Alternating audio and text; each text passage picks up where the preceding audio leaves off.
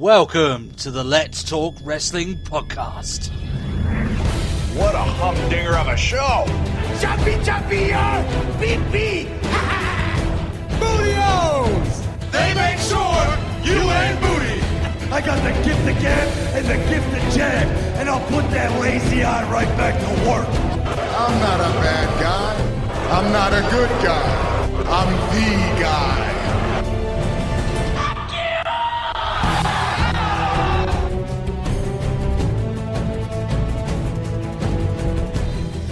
Hello everyone and welcome to the Let's Talk Wrestling podcast. The wrestling podcast review Monday Night Raw and give all of you beautiful people the wrestling news of the week. My name is a very sad Turbo Tony. Who ever heard of a sad Turbo Tony? And obviously I'm the host of the show every single week, as I love doing here on episode 128. Yes, that is crazy. I do this with a friend of mine. You may know him. He was a man whose dancing moves created a time travel paradox in which now he is his own grandfather. It is Matt Marsander. So cool. Yeah. Yeah, I'll do. Yeah. I accept.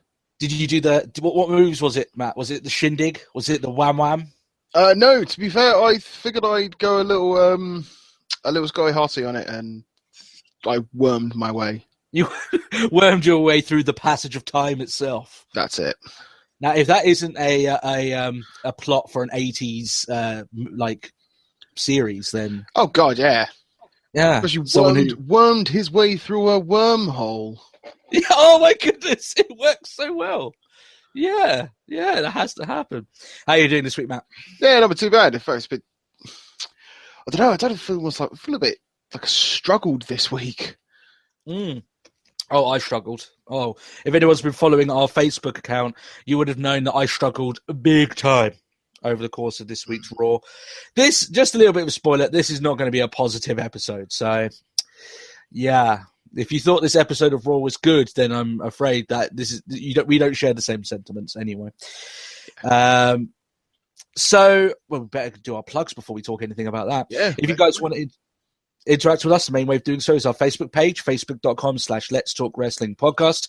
You can tweet us on the fabled Twitter handle. The Twitter handle of @TalkWrestlePod. It is indeed. It is indeed.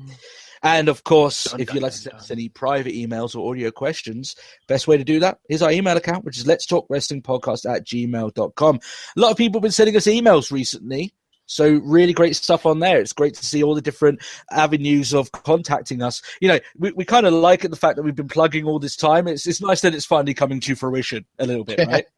It's like I haven't been wasting my breath.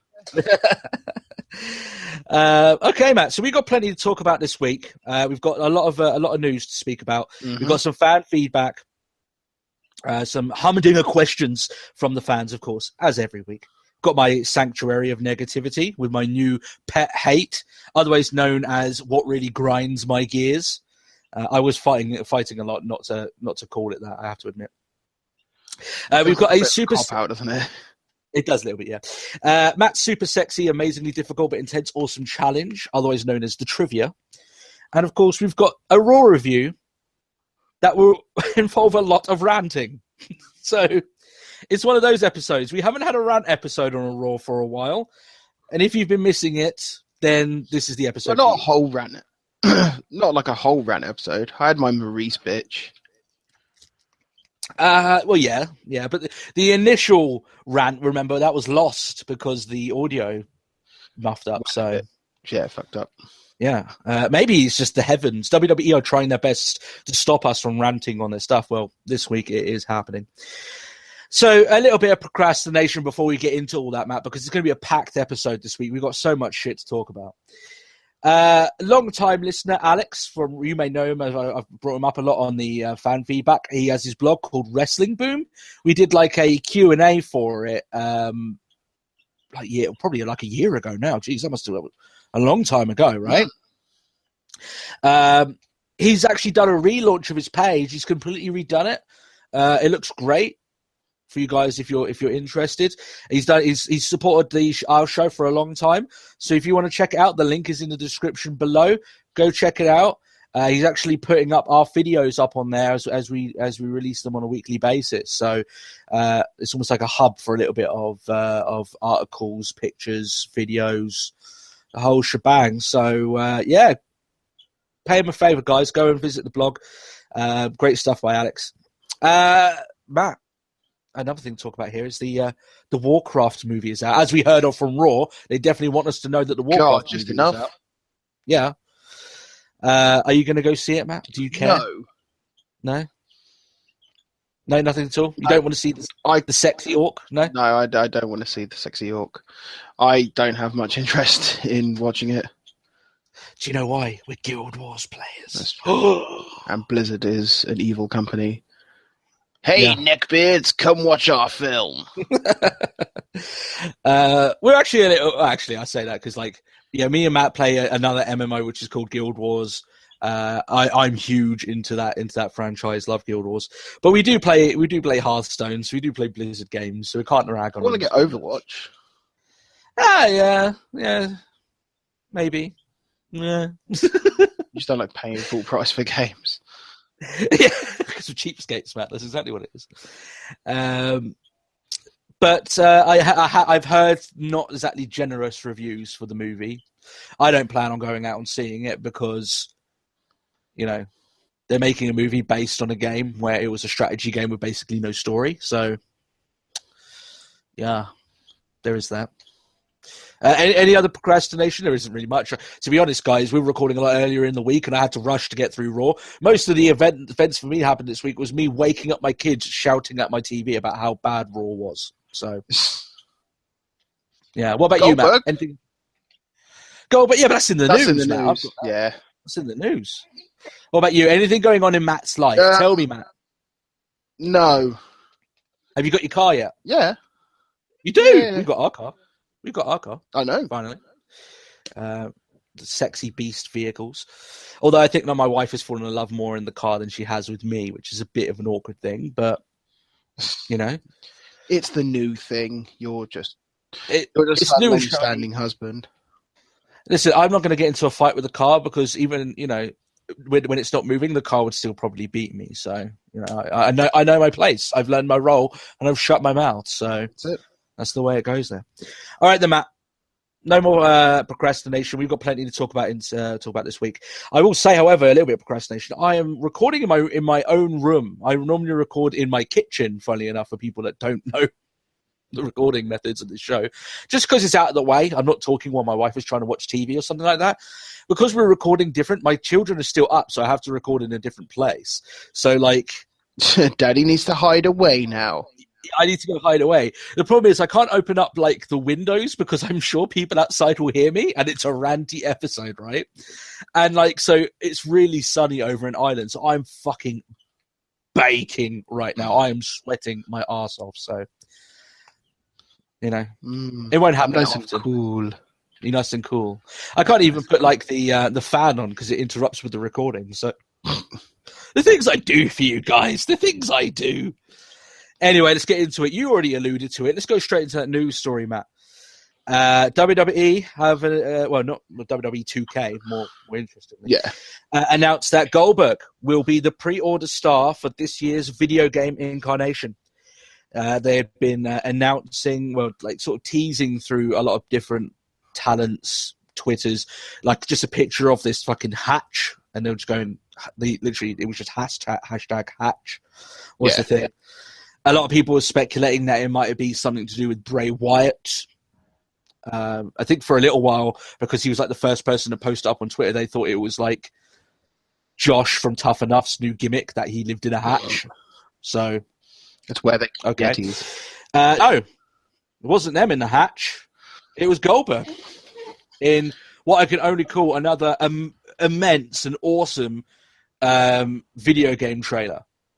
The guys over at, funny enough, it's actually Paul Heyman's production company that actually makes those trailers for them. Yeah. Oh, fair. So, which is pretty neat. I didn't know that. there's a few little bits here. Like, obviously, if you haven't watched it, go and watch it because I love the production value. I mean, I honestly hope that like WWE will just up their game some days, and when they have like a big release, like a big return or a big debut, then they just go big dick and they just do it like this. I'm like, oh, that would be so awesome. Imagine if Goldberg came back and this was like the video, like the minute before he comes out, right? And I'm like, oh, you'd be like, what the fuck is going on? That's amazing. Yeah, just releasing him. Yeah, that would be like the greatest thing. Matt, what do you think of the trailer as a whole? I liked it. Badass, isn't it? It's badass. We're Goldberg fans here on this show, so that's it. I loved it, especially considering like even just the little bits when just like you hear the crunch, crunch, crunch, crunch, crunch, yeah, like the guy's boots, and you're like, oh God, it's coming. Oh, it's beautiful. It is, and it's like a minute long, but it's so badass. Yeah. Did you catch the little bit of an Easter egg in that trailer, though? Mm? So after he's walking out looking all badass, right? Yeah. It goes, pre-orders Goldberg, and they show a little bit of just him in the police car, right? In the reflection of the windscreen of the police car is a sign that says Suplex City.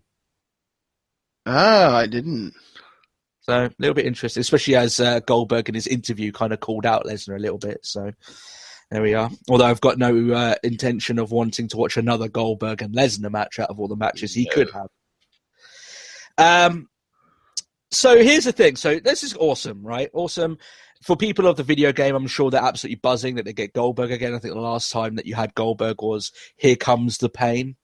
I remember actually... Jesus.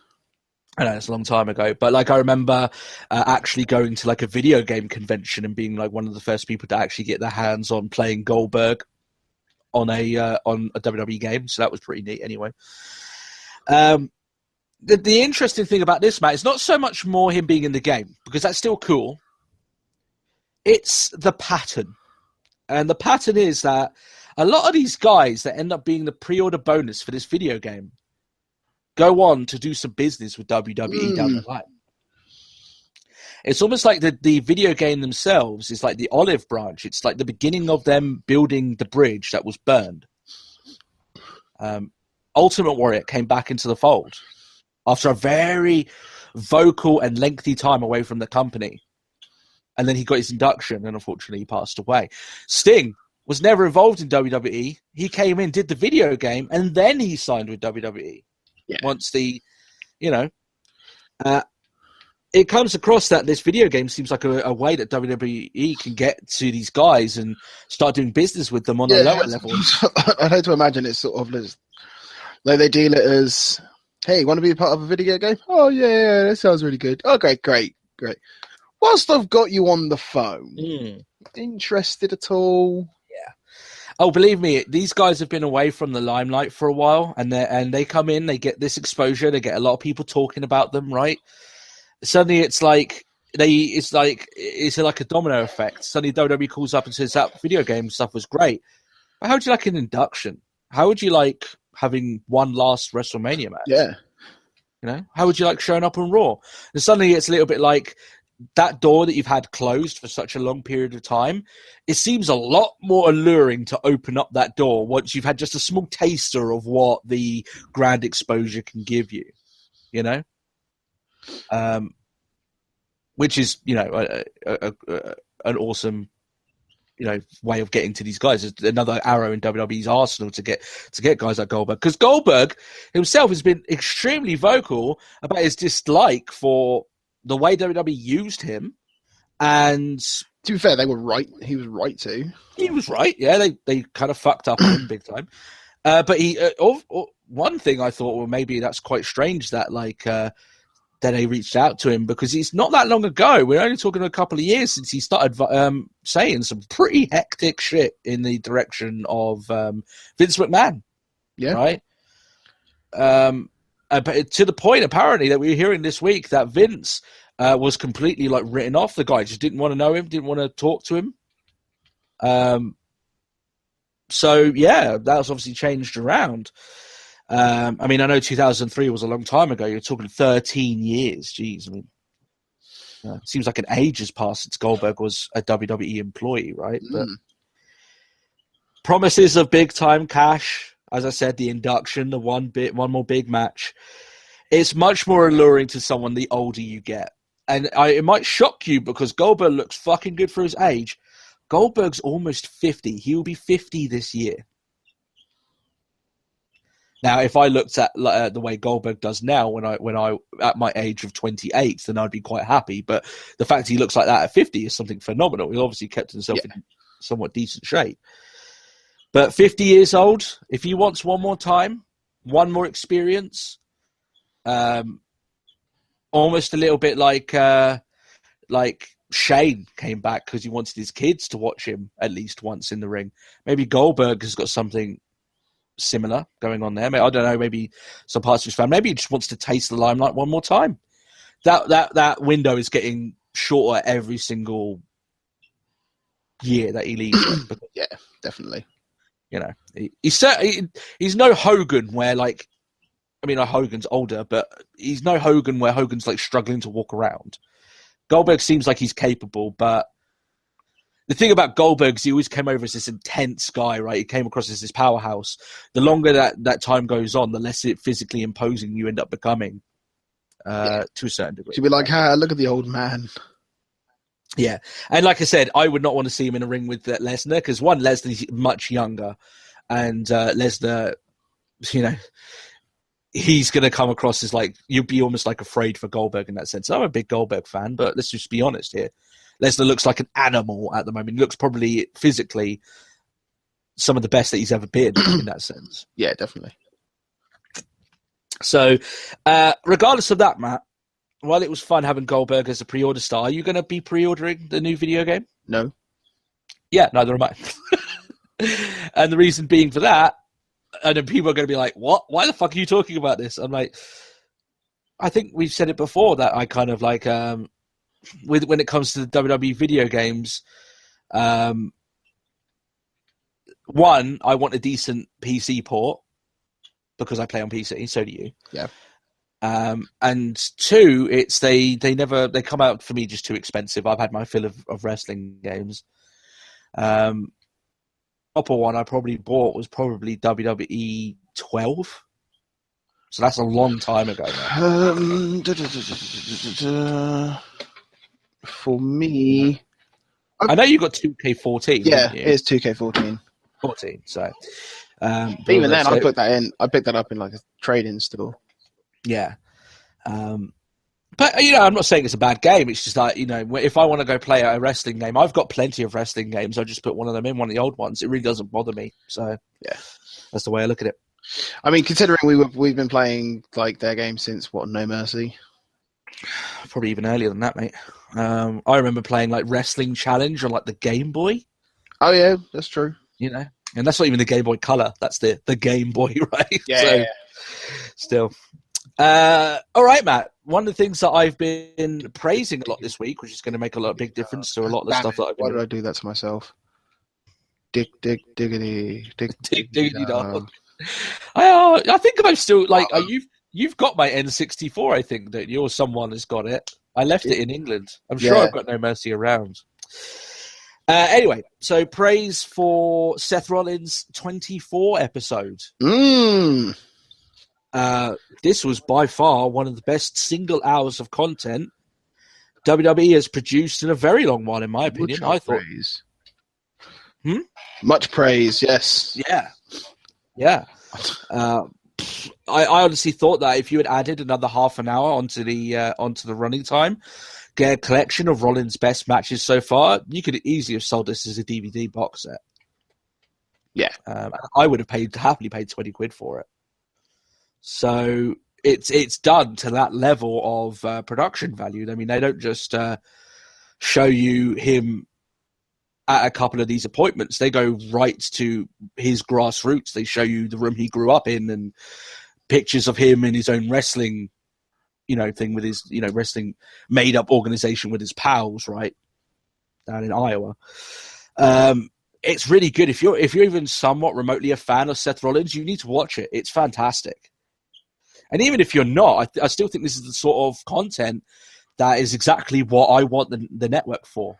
Yeah. And it's what makes the network such an appeasing proposition on a month is that this is the sort of stuff that I'm really interested in. Because things are starting to slow down a bit now. The Edge and Christian show is, I think, stopped. Camp WWE's on like a weekly break. Yay, 2 shows I couldn't give 2 fucks about. I've been watching with my wife anyway, so I've been getting some good out of them. But yeah, I tell you what though, Matt, is a little bit strange in that sense that after I watched this, I had a little bit of the same feeling that I had when they did the E60 thing with Adam Rose. And I was like, there's something you could use off here.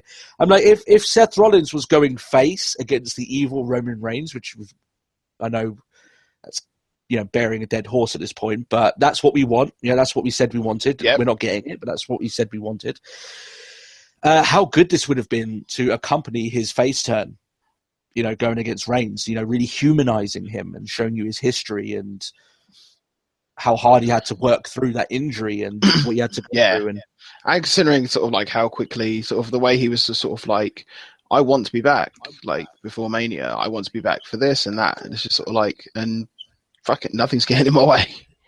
Yeah. Yeah, he was relentless in that fact. I'll tell you one of the things I thought was they really went unparalleled access. Is literally like they show you like him talking just after he wakes up after his operation. Oh and he's still drugged. He's still like drugged up to the eyeballs, and he's like, I don't give a shit who is holding that belt. Yeah, I'm coming for it. Yeah, and then he passes out. Yeah, he just straight up passes out. So. Awesome stuff. Big respect for Rollins. Obviously, it's never a easy time when you get injured, and I thought that this document—I was going to call it documentary because that's basically what it was. Yeah, was fantastic stuff. Really good to watch. So, just pleasantly surprised by it all. It's one of those things, Matt, that I'm like they're advertising the fuck out of Swerve at the moment. Swerve season 2. And they advertise Edge and Christian and Camp WWE loads. They didn't really give that much to this 24 episode. Especially considering it was aired after this week's Raw, and I think the only mention of it was like near the end. Yeah. I mean, they gave a little bit of thought to it, but they could have done a lot more. Yeah. But it's one of those things here where I'm like, well, this is exactly what I get the network for because this is just stellar content. This is exactly. Oh yeah, most of the stuff I watch on the network is all like beyond the ring stuff. Yeah, and the network in itself, I've always said before, like with all the problems that we have with WWE and the current product, I think that the network is still a very stellar bargain for anyone involved. Oh yeah, I've never had a problem with the network, and sometimes they hit and miss with the original content, but I think they've got enough base stuff there. And it's you're not locked into a 6-month contract. You can stop on a monthly thing. I think it's a really good service, guys. And I've always said that since it got launched over here in the UK and Ireland, of course. Yeah. All right then, Matt. We have to talk about this. You brought this to my attention, and I'm not sure whether or not to thank you or curse you for doing so. Oh, I know what we're going to talk about. Oh yes. So back in the day, Matt. In the famous days of WCW, right? We used to see a lot of these very weird, over-the-top 80s camp video packages for rivalries. I remember, Sting going to Vader's Palace of Darkness or whatever it's called, Yeah. And all that other stuff. I remember who did the boat, like, was it Hogan at the boat party or something like that? Yeah, like sometimes you get some that are really cheesy, and WCW did a couple of those back in the day. And I was like, you know what, Matt? It was kind of the era, right? It was cheesy back then, but it was a little bit more accepted, right? Nowadays, things have got a bit more serious, and when they do promos, normally it's epic music and people looking off into the distance dramatically, and voiceover. Yeah, it's just the way things have gone, right? Oh, we had a flashback. We went back to I don't know what kind of age. A dark time. TNA. They've got Slammiversary coming up. It's Hardy versus Hardy for the championship. And they aired this Lucha Underground-esque scene, I think is probably the best way to call it, where Matt Hardy invites Jeff to his house to sign the contract. Okay? Which seems fair enough. You may be instantly thinking, without anything wrong here, that it's just them sitting across the table, signing the contract, maybe mouthing a few insults to each other. No. This is easily one of the most bizarre things I have watched in wrestling for probably the last 5 years. Easy. You're welcome. Would you agree with that? Yes, I would definitely agree with that. So let's go through this then. If you haven't watched it, to your own peril, go and watch it. It is beautifully horrendous. Okay, that's the only way I can describe it. So it starts off, Matt, and it looks like, okay, it might be something okay. They've got some nice panning shots of the house. They had this nice, like, camera shot of Jeff Hardy on his bike going across his own lands and stuff like that. Yeah. You know, getting a couple of, like, as I said, they're almost like Lucha Underground-esque, where they're, you know. So fast. Yeah, so far so good. Yeah. And then we rest upon Matt Hardy, who looks like a white James Brown doing community theatre. That's the only way I could describe it. The one thing I love is just his accent through this entire thing. Yeah, what the fuck was going on with that? Like, all of a sudden, he's Hispanic or something. Yeah, but, like, Matt, he globetrots with his accent. He's over there, then he goes over there, and then he goes over there. I'm not even sure what accent he was even trying. But I don't even know. still. I don't even know if he actually knows what his natural accent is anymore. No, I'm not sure.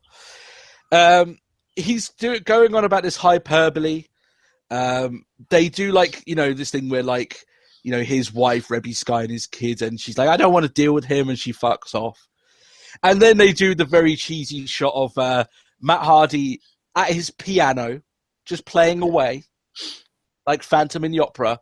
Like I said, even though he looks like a white James Brown. Jeff, welcome to my home. It's like, oh, God. Yeah, but the thing is, Matt, like, it's that cheesy that he doesn't even look at him, but he just knows he's there. You know, you know, and they got that shot. Then apparently they want to end it where it started. So they leave the house and they go to, like, this warehouse at the back of his house, which has a wrestling ring in it. No, but they've got to go past the complimentary, like, gardener. Yeah, who was there for, I don't know why. For nothing, other than go, hello, Mr. Hardy. Shut up, Pablo. Okay. Okay. And then they, you know, I don't even know what happens from here on out. Matt Hardy, like, gets out of the ring that he's standing in, but he looks like he struggles to get out of his own ring. He signs the contract. Matt Hardy's wife throws a fake baby at Jeff Hardy. Yep. Matt Hardy then hits his brother over the back of the head with a sugar fucking glass thing that looked like it broke in his hand before he hit Jeff Hardy. Yeah. Well, it looked like it just broke into his hand, to be fair. The amount he was just like, the entire time afterwards, he went smash. He's like, yeah. It's like, did you hurt yourself? With his weird ass Spanish accent, which, like I said, is going different places. And then he slams Hardy onto, like, a table, but not a wrestling table, more of just a table. So, yeah. So that happened. Yeah. Who smoked the drugs to come up with this? This was like watching, there's something fun. This is so garbage that it's actually a little bit entertaining, right? That it's something spectacular about watching a train wreck in slow motion. This is like, you know what I mean? Yeah. I'm not sure if there is intention. I hope it was, but I'm not sure it is their intention. But yeah. The thing I don't get, like, I love the most is the fact that it actually starts off relatively well, and then it just all goes horribly wrong. I don't know who came up with this shit. Like I don't understand this whole it might be the fact that, you know, we don't watch Impact, but like Brother Nero, it's like, who? Brother Nero, the Buck.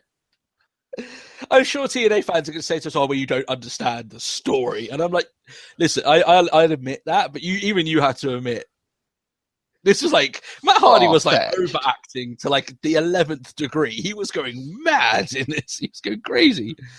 But still, Matt, why did you let me know that this existed? I had to. I showed my wife, and she honestly looked scared. She was like, "What the fuck is this? Like, what's going on?" Well, the thing is, the first time I saw it, I didn't have the like the stuff at the house. I only had the warehouse. So even then, I was like, "This is just fucking just insane." It's mad. It's so bizarre. And like I said, there's something a little bit alluring at the fact that it's just so batshit bonkers. Like, you're like, what? I'm still not going to watch Like that. all of a sudden, it's like it's Matt Hardy with the drug problem. Yeah, exactly. He's done so much Colombian cocaine. He genuinely thinks he's Colombian. He's now putting on the shitty accent. And he decided that he wanted the James Brown look and decided to go with that. Like overgrown, like James Brown meets man-sized skunk. Yeah, exactly. He's all of a sudden he's Pepe Le Pew. And the way his accent was traveling, it wasn't long until he got that French accent out eventually. Yeah. So maybe. Guys, go and watch it. Like I said, there's something spectacular about watching something as bad as this. And what's funny about this, I don't know, this is a weird victory for TNA. I had more fun watching this than I did Raw. Because I laughed at it, right? I was like, what the fuck is this? Like, Yeah. I was like, I don't know. It was weird, but still. Anyway. The last bit in our news, after all that bonkers, bizarre, just craziness, is a little bit of rumours here. Now, I wanted to add this in at the end because obviously we don't like talking about things that aren't, real. No. It's one of those things that, like... Not confirmed, yeah. But it's one of those things that this rumour has come from fairly credible sources. Now, apparently Vince McMahon feels that Sasha Banks is too injury prone. And this is part of the reason why he's reluctant to use her in a full capacity. Apparently, the quote was that she only has one gear, which is full on. And that makes her a bit injury prone. I agree that Sasha just like goes for it in every match that she has because she's trying to put on the best match that she possibly can. And she, unlike some of the girls in the prior era of women's wrestling, is willing to put her body on the line to do that. Yeah. I think it's weird then that both WWE and Sasha Banks have almost fought reports of her having injuries. Do you remember Sasha coming out and saying, well, I'm not injured, even though all the reports were saying that she clearly was? Yeah, well, she picked up a concussion or something, wasn't it? Yeah. The thing is, originally, I quite liked the fact that they were keeping her off TV. Because they were like, when we bring her in, it'd be all the better. Mm-hmm. Rather than sort of like overexpose. Yeah, they were going to save her for the right moment. Which, fair enough. Fair enough, but you know what, Matt? I wouldn't go as far as to say that she's injury prone. No, I think that's a little bit too early to label her along those lines. But what I will say is that I firmly believe over the two portions that she was away from TV, including this one, I think she is harboring some sort of injury. And the reason I say that is simply because I don't trust WWE to be that patient with a talent. I'm sure that they would want to put them out there. It's not as if they've been stopping Sasha from appearing on posters and. Well, she was at Raw. Yeah, I know she started wrestling live events, but she hasn't been away for a while. Well, the thing is, she was at Raw. She wasn't on Raw. Yeah, because you saw her when they did the moment of silence at the beginning. I didn't even notice that. Yeah, you got a keen eye, Matt. She was on the Tron. Eagle-eyed. She was in the front row, and then it's just like everyone's like, Sasha, no Sasha. Yeah, but then she's not there. Yeah. I do hope that despite all this, if these rumors are true, that Vince realizes just how much money he can make off of Sasha Banks. He can make a shit ton of money off her. She is so marketable. and she is so easily one of the faces that you want to have of this division that you've got. Yeah. Just so supremely talented. You don't get a match of the year on this show. 2 match of the year candidates, like they were fighting against themselves. Bailey and Sasha were fighting against themselves for match of the year, which was even more impressive. By not being one of a very select few world-class women talents. Yeah, well, like WWE, that WWE has. I honestly believe Sasha, when you allow her to go that level, then you will reap the rewards. I hope that he realizes that, and I'm sure he will. But still, we'll get into that. We'll see how things go up to SummerSlam, because I'm sure we'll be seeing her closer to then. Yeah. All right, Matt, is there any other news that you want to cover before we... No. All right. We've got fan feedback. Plenty of humdinger questions. I got a bit of stank on that one there. Lovely. Mario Thea is back. He has some nice words on our email account to us. Thank you very much for that. He even talks, Matt, about wearing socks with sandals. Even going that far. And I completely agree that you have to wear socks with sandals. You can't wear sandals without socks. You fucking can. Oh, is this where you draw the line, is it, Matt? Is it? Well, I disagree. Well, I wonder how much you'll agree with this week's Sanctuary of Negativity on that front. His question this week is back on the Wyatt family. He seemed intrigued by our thoughts last week on rebooking and how he would do the Wyatt family. So he goes one further and says, well, you said about bringing in a Sister Abigail. What about maybe bringing in a female wrestler into the group? What about ring design, character, wrestling style, possible feuds, and how would you overly book a female contingent in the Wyatt family? And if there's anyone inside WWE or outside that we think could play that character. Matt, as you know, when it comes to these sorts of questions, I go crazy. Yeah. So I've got a theory on what maybe I would think of doing. So I wonder what you think about it here, if you would allow me to explain it. Go ahead. So firstly, Mario, these sorts of questions are by far my favorite because, Matt, as you know, one of the things I love about wrestling is creating characters and character development and mannerisms. I love everything about character development. Yeah. If there was one job that I would love to work for WWE on, which I'm not sure that they have, it would just be in character creation. I'd love to write characters, I wouldn't like to write the shows because I think that would be a ball ache, but I would like to create characters. That's my main thing. So here's my pitch for a female member of the Wyatt family, because initially some might think, well, you have almost like a female version of Luke Harper where she's got like dirty hair, right? Her clothes aren't exactly flattering. She wouldn't be very pretty. Should have a very erratic ring style. I went in a different direction. So I wonder what you think with this, Matt. Instead of having a character like a female version of Luke Harper or Eric Rowan with very dirty jumpsuits, I'd have a character that's very pale, with light hair, wears very innocent clothes, right, initially, almost doll-like, to the sense that, like, almost like she looks like she doesn't even belong with the Wyatt family. She looks too pure, too innocent, right, to be even involved with these fucking savage Louisiana guys, right? But she's very quiet, doesn't say a word, completely subservient to Bray. So whatever if he says jump, she will do it, right? Completely 100%. She's bought into the whole philosophy of Bray Wyatt, looks at him like a pariah, does everything that she asks. But in the same breath, you almost book her to look like she's a victim.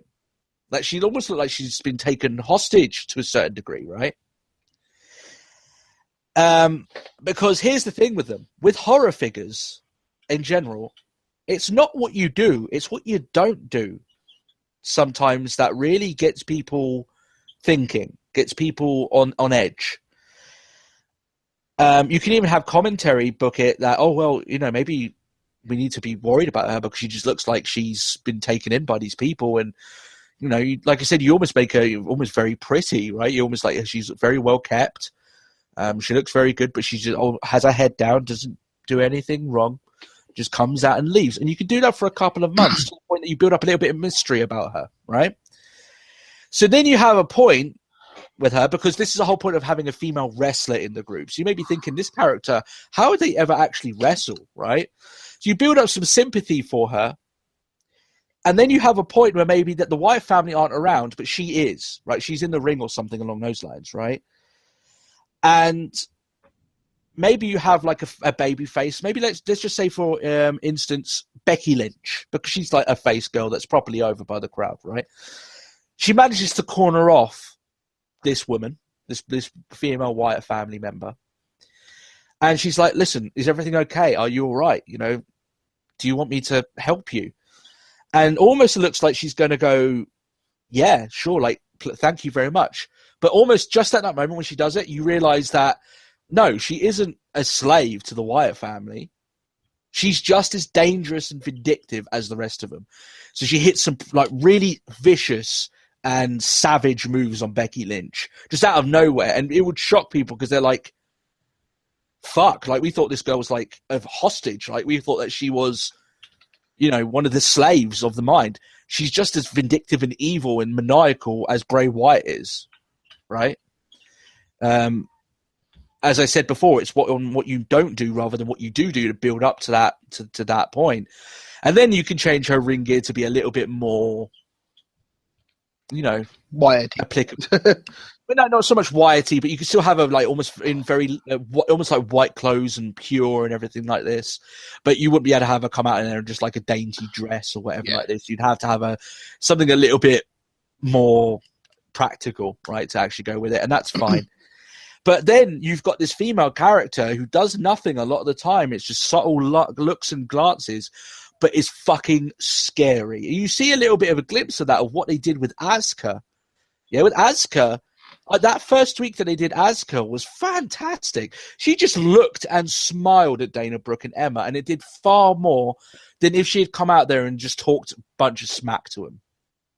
You know, sometimes, as I said before, as I'll say it again, sometimes it's the stuff that you don't do rather than the stuff you do.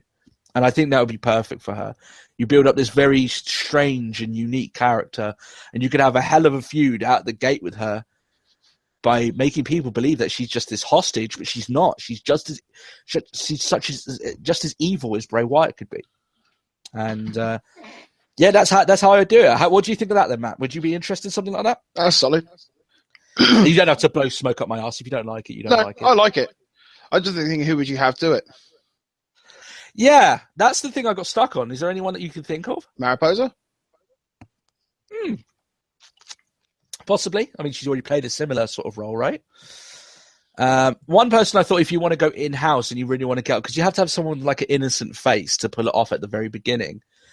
If she hadn't already come out and been like the New Jersey girl, if she'd really gone into it, maybe Liv Tyler in NXT, because she's got like an innocent face. You obviously take the fucking, you know, the jewelry out of her face. You have to be very plain. But if you tell her, oh look, you know, you go down to this, you really sell it, make yourself very plain looking. I think she's got like an innocent enough face. Yeah. And she looks up, you know, and she's got a face. She looks like someone that people would want to get behind at the very beginning, that they would feel for her. Because you've got to bring up that sympathy, and then you do the swerve with it. So, but yeah, I think I'd probably go more with the woman who plays Mariposa rather than that, because I think you're tried and tested later on down the line, and you know she's a good wrestler, but still. But that's what I think anyway. I'd love to know what you guys think. Along those lines, I just think it's too easy. I think it's a bit of a cop-out, Matt, just to have like a female Luke Harper. Yeah, it's just too easy. I don't think it's not that unique. Here, you've got some storyline implications with this character, so we'll see how it goes from there. Dale Smith spoke back to us a little bit in regards to our words on violence in wrestling nowadays. He brings up a little bit of reply saying that some of the matches like Dean Ambrose and Brock Lesnar and some of the Extreme Rules matches, they would have definitely have benefited from a little bit more of an aggressive and violent and bloody, and just colour in general. But then we said that on the on our Mania review that Extreme Rules match at Mania was just a waste. Yeah. Now, obviously, I have to just put in that obviously Jericho did bleed at this year's Extreme Rules, but I know, Dale, that's not what you mean. So I know exactly what you mean here. Just to elaborate on what we said last week, it's that when we were scoffing a lot at it, it's because in terms of blood, when wrestling promotions use blood, sometimes they get a little bit carried away and they start using blood when they shouldn't. Now WWE have gone completely the other way where they're not using blood at all when there's some situations that they should to improve the match. It's just that I've seen a lot of, especially grassroots wrestling companies, Matt, where you get two guys go out there and within a minute they're already bleeding all over each other, and and I'm like, this isn't wrestling, you know. I like blood when it's used to enhance an already brutal match, not when it's used just to get a reaction. Well, that's it. It's like Austin versus Hart. Blood. Oh yeah, what an example. Blood had been used. Yeah. Oh, I almost feel bad that I didn't bring that up as an example, considering that's my favourite WrestleMania match of all time. Mm-hmm. Damn you, Matt. Damn you, but still. But I'm right. Yeah, you are right. Blood, complete, at the end of that match, that visual of Austin bleeding and the blood running down its teeth. I mean, that's a visual right there, and that really added to that match. But it was already a good, brutal match to begin with, you know. I dislike it when guys... like Dale, I know what you're thinking here. You want guys to maybe get a bit of colour after a long, brutal match like Ambrose and Lesnar if it had gone a little bit longer. I actually think a little bit. The only thing I disagree with Lesnar Ambrose, I still think that match still would have been a disappointment even with blood. I don't think blood would have saved it. But yeah, sometimes you see like one of the things that we're bringing up with the CZW matches where you got guys like basically just mutilating each other. And I'm like, that's not what wrestling is. They're using violence as a crutch because they're not good wrestlers. And I don't have any, I mean, I know that's insulting, but let's just be honest. That's the case. Someone may say to me, well, Mick Foley did the same thing. Mick Foley used it, but the assumption was he used violence because he was a bad wrestler. Mick Foley has had plenty of matches out there where he was a decent pro wrestler. So I don't label that Mick Foley because I could go on the network now and find 5 matches where he didn't bleed and he didn't use any weapons, and they were great matches. So, you know, it's easy on that front. Some of these guys at the grassroots level, they use the blood because they think that, or they believe that they need to because it covers up a lot of deficiency in their overall package as a pro wrestler. And I have no qualms in saying that because it's just my opinion. I don't think there's any place for going as barbaric as some of those. Like I said, Matt, we said last week, that fucking picture of that guy having a fucking injection through his cheek. You know? There's no place for that in wrestling. Come on. There's no place for that, but still, that's I said I'd bring up and talk about it a little bit more here on this show. Is there anything else you want to talk about that at all, Matt? Or no, I think I sort of vocalized it enough last week, and you did, good enough, ticking all the boxes. Yeah.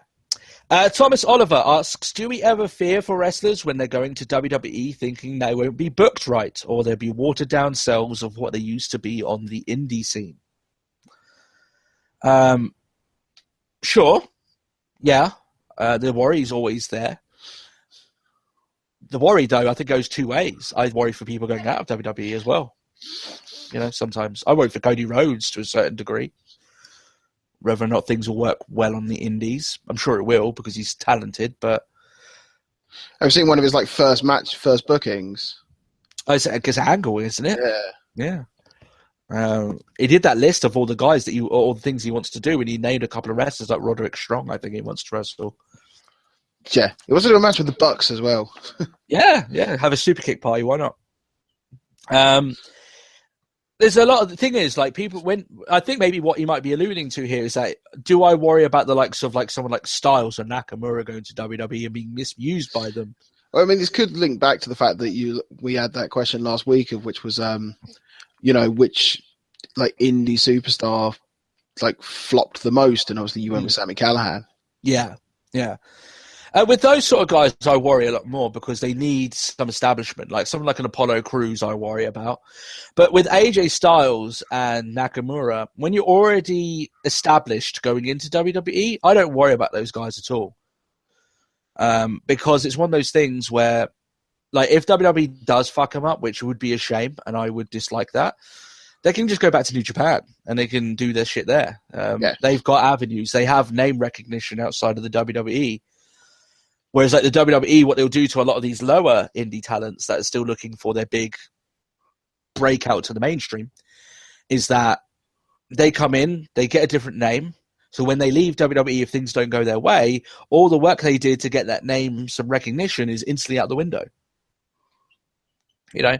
Yeah, you can still call yourself former WWE, but calling yourself former WWE star, you know, whatever, you know, as your actual name in WWE will help you a lot more than it would going back to your old name, which wasn't worth as much. But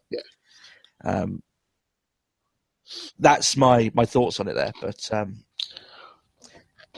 I can't say I'm terribly worried. Oh, well, I am a little bit, because obviously you've got people who, you mean like Balor, for example, who have come in, who have had massive followings. And I'm not even going to be remotely close to saying the fact that they've ruined Balor, because they're far from having done that yet. No, they've done okay by Balor so far. Excuse me. But it's kind of worrying to sort of, you think, but what if? Yeah. I think it's not so much it's not so much worry for the individual. I think it's just because it's a big unknown. Yeah, it is. And like you'll come across people like, oh, I saw them wrestling in this locale, like in front of so many people, and it went fine. But it's like, I think it's that unknown sort of thing. I don't think it's so much of the situation. I think it's just more a fear of unknown. Yeah. And here's the thing, that a lot of these indie talents, when they come in, some guys take to it really well, the WWE landscape. Someone like a Seth Rollins, he just like adapted and moved on and did his thing, and he did fantastic, right? Some guys go in from being the top wrestler in a promotion that draws maybe 300 people. Suddenly they're in an international fucking huge company that has like hundreds of wrestlers, you know, sometimes on its roster, you know. And suddenly they're not big dog anymore. To little fish. Yeah, you go from a big fish in a very little pond to a fucking tiny goldfish in a lagoon, right? You suddenly got to realize the landscape and start adapting a little bit. Like Rollins struggled with. What do you mean? Well, because I recently went back and listened to a podcast with Rollins in, and he was sort of saying about like how he's sort of really struggled, because he's just like, I'm ready. Like, why am I still in developmental? Why aren't I on the main roster? Yeah, I'm better than this. Yeah, it's always good to feel that way, but like some of these guys go in thinking they're the dog's bollocks, and in some cases that they are. You got to realise that everyone else around there thinks they're the dog's bollocks too, and they're willing to. I think it does sort of stem back, cause like where we've been worried, like what we were saying about like Sami Callihan, who's just sort of like that flopped, in a massive way, and he went in with such a following. That's why I named him as the biggest flop last week. It wasn't so much for what he did; it was the fanfare around him when he came in. I had tons of people telling me this guy was legit. And just didn't work out that way. And sometimes it won't. Sometimes guys will adapt really well and it won't work out. Just the way that chips fall sometimes. But that's just the way it is. But yeah, that worry is always there. But I think that worry is there for multiple reasons. And for me, it goes from when other people go anywhere. It's just new horizons, how they adapt to it. Racist fan rocks. I'm always afraid that I'm going to say racist fan rocks there. So I thought you did. No, I didn't. No, racist fan rocks. Asks, do we think that when WWE goes to recruit a wrestler, they go for in-form wrestlers, or do they go for new blood, or go 50-50? Nowadays, it's 50-50. Recently. But I think it just goes down to who's available at the time. I think they've always got tabs on certain guys, and when they become free agents, I'm sure they've got some discussions going on, with certain people. And also they're in a period there where they had a lot of injuries, and it made sense for them to have a look at someone like Nakamura and Styles at that point, which were the two big free agent pickups this year, and Gallows and Anderson, but obviously the two big single stars were those guys. WWE always, though, are going to be on the lookout for new blood because they're always fearful that they might, that they're going to need a new John Cena. So that's the reason why they always want new blood, so they can bleed in the new Roman Reigns like 10 years down the line. Because in their eyes, they had Roman Reigns on their books down in developmental like 5 years ago. So technically, what their next guy that they might need in 5 years' time, they have to start looking for him now. Which is the right way of thinking of it. But it does mean that you're going to constantly see WWE go through new talent. It's just a lot more open now because with NXT, they were doing that all the time before with like OVW and FCW. They've never stopped looking for developmental talent. They've always done it. Even to an earlier degree, Matt, you can even say ECW was a developmental territory for them to some degree. To an extent, yeah. I mean, Vince was funding them for stars. It depends which part you're on, which bit you're on about. What stage ECW was in. I think they do focus more on new blood because it's cheaper. First of all, these guys come in without having any sort of name recognition. And that's one of the main things with Vince. He doesn't want to build up someone or hire someone, give them time on his TV show, then they go off somewhere else, and then all that work is counterproductive. He's been burned. Quite a good example is if you compare like the wages of Baron Corbin and Samoa Joe sort of thing. Yeah. Like, Corbin's not on nearly as much as Joe. Yeah. And it's one of those things as well when they get new bloods, and I'm sure this is the way that Vince looks at it. You're not getting a guy who's killed himself on the indies to try and make a statement and try and make a name for himself, and his body's already broken up. That's what he worries about. More and more, I think, especially with Daniel Bryan going out, I think he worries about that far more now than he ever did before. Yeah.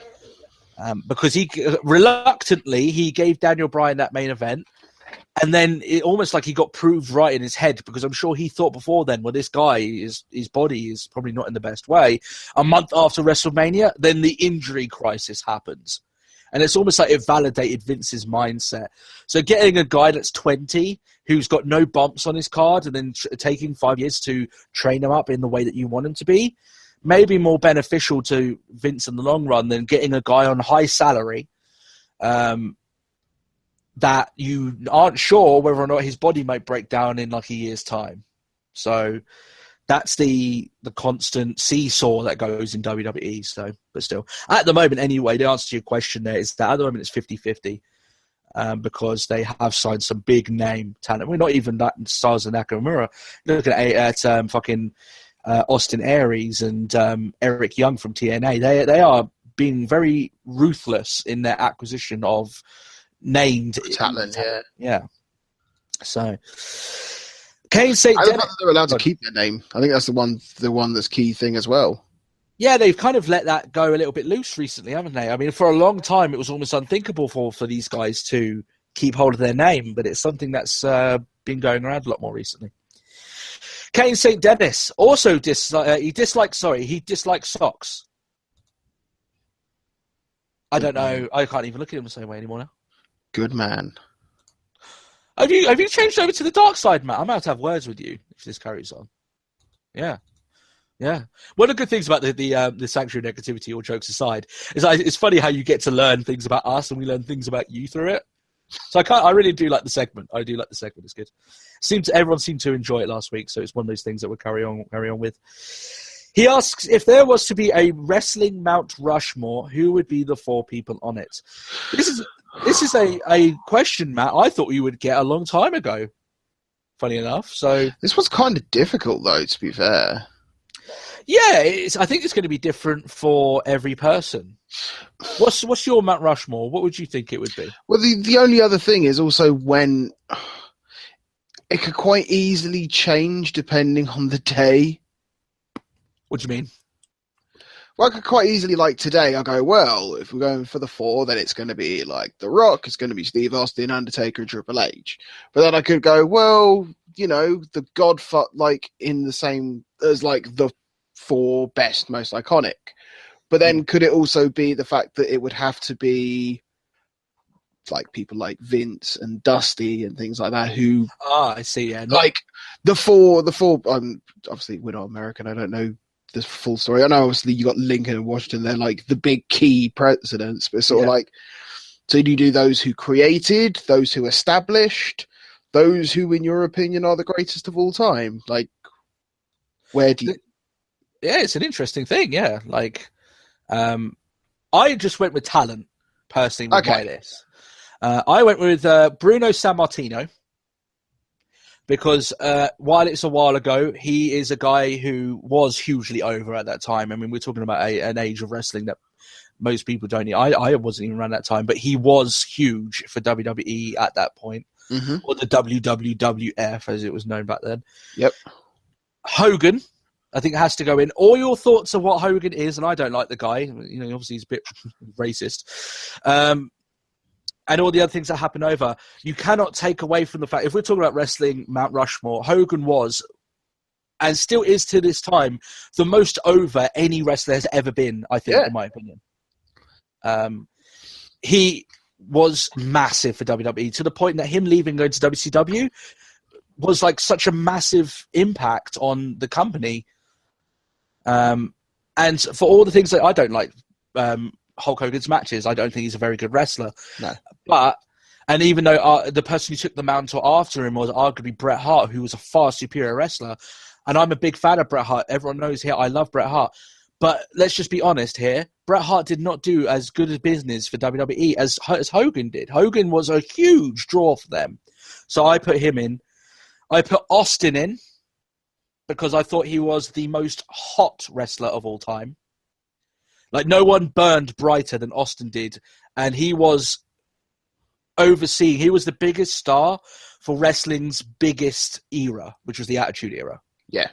The reason why I say that, more people were watching wrestling in the Attitude Era than any other time in wrestling history. Yeah. So, and Austin proceeded over it. He was the king, right? My last slot it was hard for me because I think you either have to look at John Cena for being over the breadth of time he's been and how, 15 championship victories. He is the guy, right? He's the WWE's biggest star at the moment, right?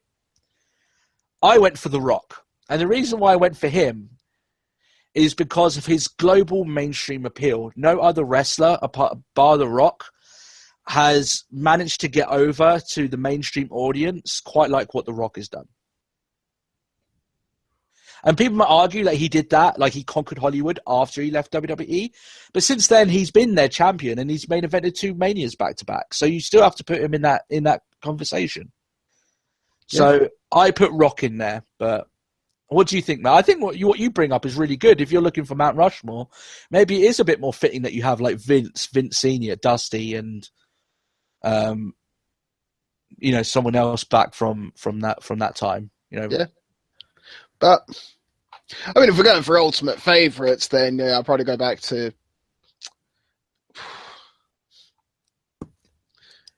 Yeah, I'll probably go back to what I said is sort of like in my sort of rant. In your list now, yeah. I know I'd have... Undertaker would have to be up there. Yeah, it's all down to... That's why it's an interesting question. It's all personal preference, isn't it? Yeah. Like, I think, like, for those 4, I would put those 4 in, but you look at the tier below that for me, in terms of talent, man, that's not bad. You've got Cena, Dusty, Flair, Undertaker. Man, that's pretty good names to be involved in right there.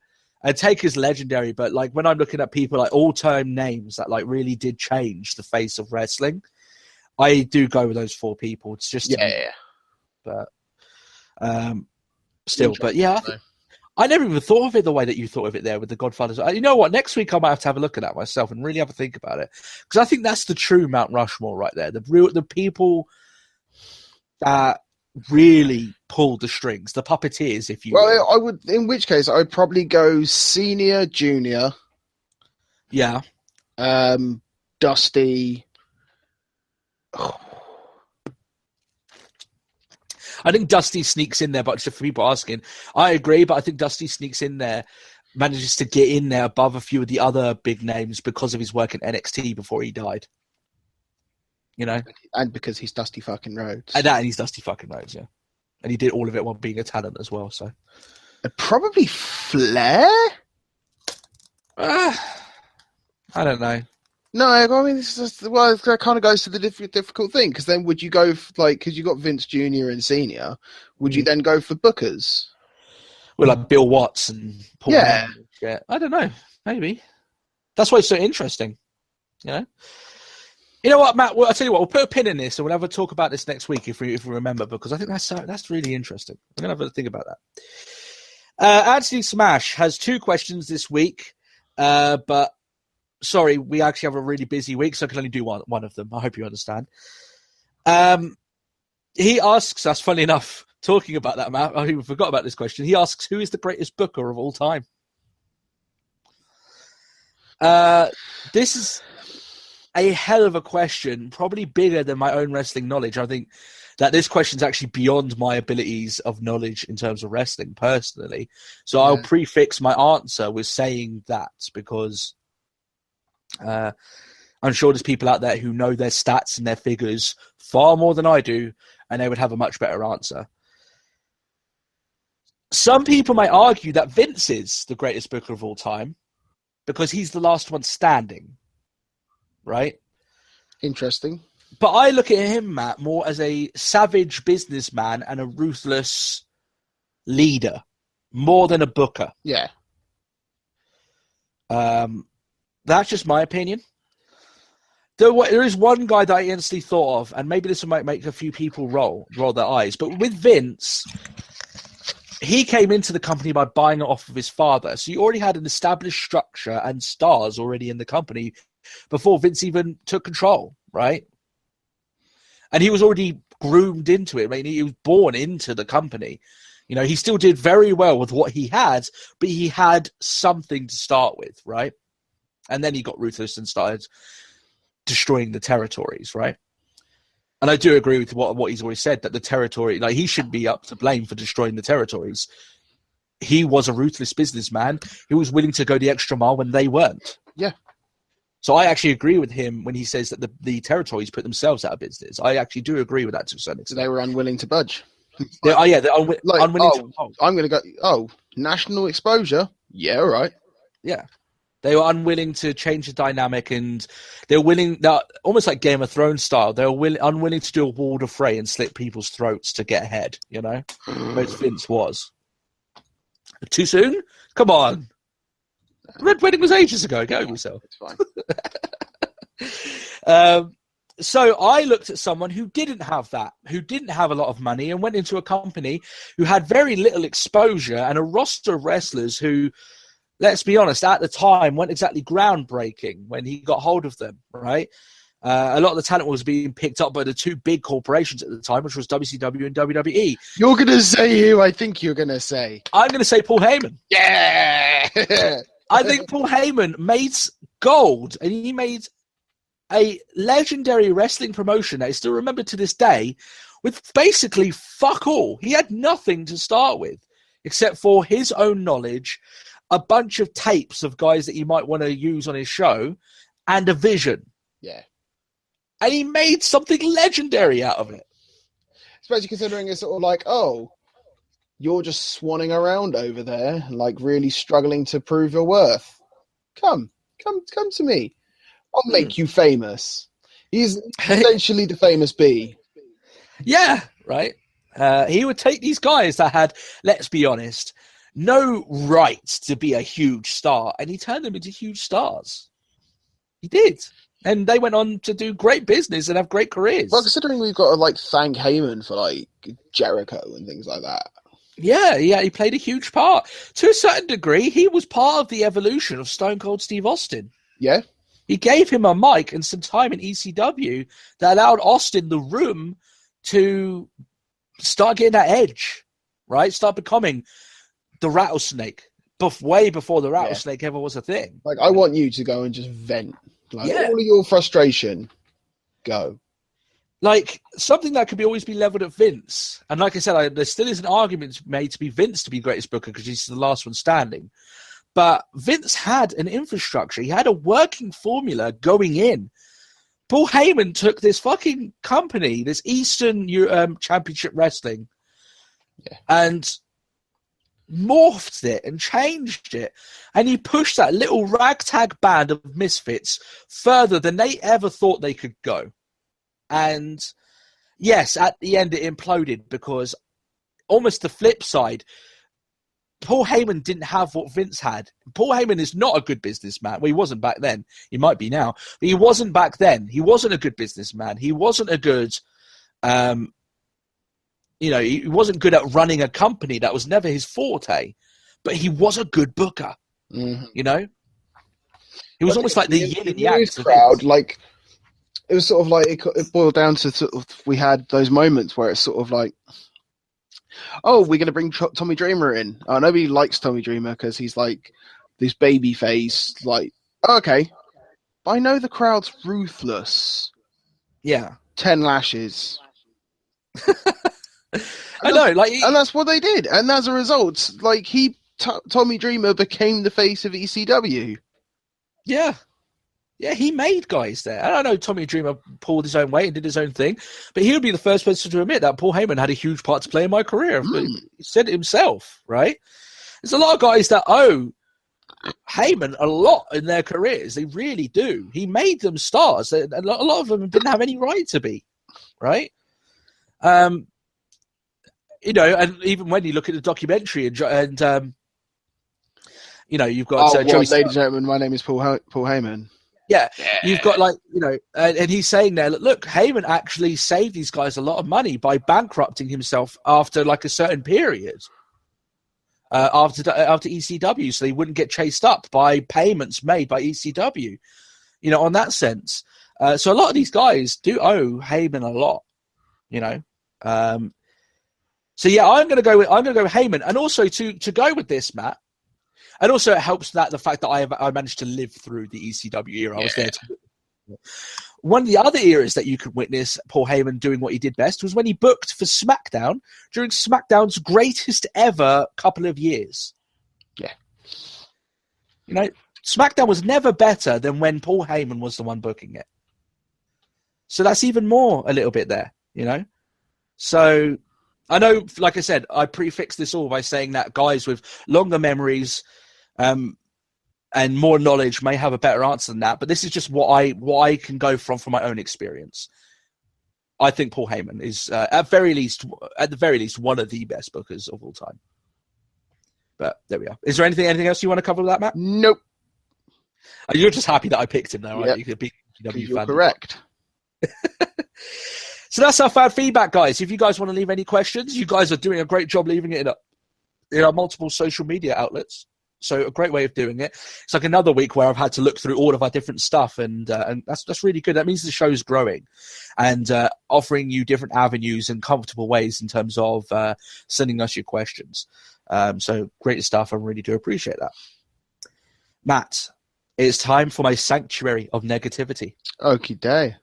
It's caused a little bit of controversy with the socks and everything. I'm wearing socks right now, by the way, and so should all you be as well. I'm wearing socks. Good, I'm Matt. Then as well, so then I like you. Okay, that's the way it goes. Fair enough. This week on my sanctuary of negativity, let me explain. Let me set the scene. In the morning, Matt, I like to wake up, go downstairs, stretch my arms, stretch my back, crack my knuckles. And usual morning routine. I'll make the children, their lunch for the day, so then go out. Mm-hmm. Go take them out because I have my breakfast a little bit later on in, because, I have stomach problems. If I have milk too early, then I tend to get cramps and stuff. So I have it after around about 9 o'clock is when things are okay. And then I have a nice bowl of cereal. But here's the thing. I dislike it, and I don't understand how some people can have their cereal with hot milk. Now, I'm not talking about porridge, because I fucking like porridge. I'll have porridge. I love porridge. Porridge is awesome. But I mean hot milk in cereal. I don't understand. Like, the very idea of having hot milk in your cereal curdles my stomach. I cannot even handle the idea of someone of eating that. So, Matt, I ask you, are you on board with this, or do you eat warm milk with your cereal? Now, is it to pour warm milk onto cereal? Yes. No. And I don't understand how people can have water in their cereal either. No, that's wrong. Yeah, you're with me on this. That's a level of wrong. Yeah. That's a level of wrong. I can't hack it. I can't hack it. I don't understand how. Listen, breakfast to me in the morning has to be nice. It's cold and refreshing. You know, that's what breakfast is. You know. Yeah. I don't know. I quite like. I've warmed. Pun intended. I've warmed like shreddies and things like that. What do you mean? We're getting into awkward territory here. What do cold you mean? Milk in, warm the whole thing. Not hot, but like warm. Is it intentional or? Yes. Okay, I don't understand. Why else would I put it in a microwave? Wait a minute. Now we're getting into, okay, what the fuck are you doing? So you put cold milk in, but you've microwaved your shredded wheat or whatever. I microwave the entire thing. Oh dear, Matt. I think we've come at an impasse. That just sounds wrong to me. No, it's fine by me.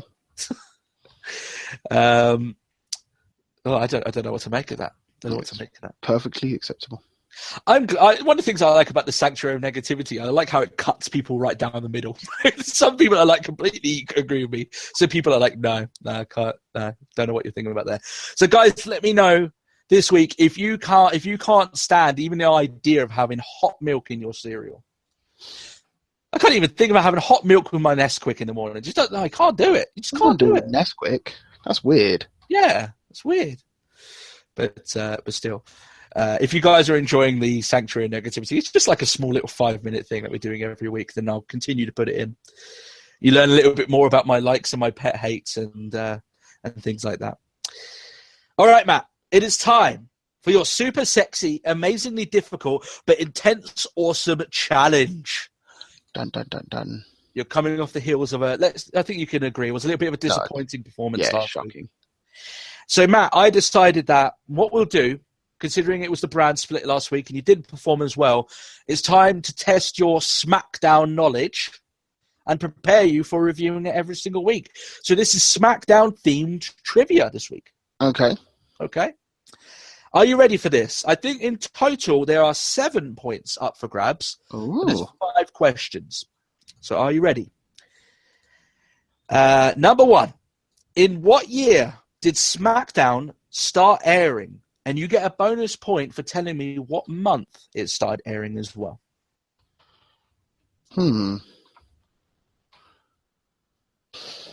My initial thought for when this aired was wrong, personally. For here, I'll admit that. So,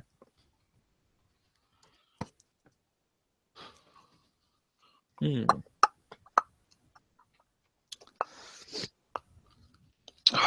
was around the 2000, but okay, 99. Ding, ding, ding, ding! You got it. It's 1999. All right, bonus point. What month did it start? Very good, Matt. That was good. I wouldn't have got that. I would have gone with 2000. So, October. Close. August. But I didn't expect you to get that one, so that is just a bonus point. Okay. Yay. But 1999, you got that. Nice. Right out of the gate. Here we go, baby. We're still on for a clean sweep, maybe, if that's what it's going for. And yes, I'm putting the pressure on you because I do want you to slip up. Yeah, I know. Number 2. In the infamous moment where Taz dropped the holy shit bomb on commentary, which 2 heavyweight wrestlers broke the ring to cause such a response? This is 2 points, this one. Oh, God, there's going to be Brock Lesnar and Big Show. It is Brock Lesnar and Big Show. Oh, right. Broke the ring. Yeah. Good job. And they repeated that segment like with Mark Henry. For no reason. For a waste of... it was ridiculous. Yeah. They even did like the same thing where the referee acted like almost like gestured exactly the same. Yeah, it was weird. Number 3 then, Matt. I'm kind of excited for you here. I wonder if you can still pull this off. Which wrestler made his debut on SmackDown to beat John Cena and win the United States Championship? On his debut? On his debut. Oh, no, it wasn't. I was going to say Santino, but that wasn't Cena. Carlito? It is Carlito Caribbean Cool. Oh, my goodness, Matt. Okay. It's if you remember, he actually Carlito had a thing where he debuted on SmackDown. He won the belt from Cena. That match is, by the way, you can actually go watch that. It's actually free on WWE's YouTube channel, so you can go watch that. Because I went back and watched some of it for this trivia. And when he got drafted to Raw, he actually won, I think, the Intercontinental Championship on his first night on Raw as well. So he had this thing where his first night on showing up on the show, he would win a title. Yeah. All right, then. Number 4. This one might get you here. Okay. What was the first draft pick to SmackDown in 2002?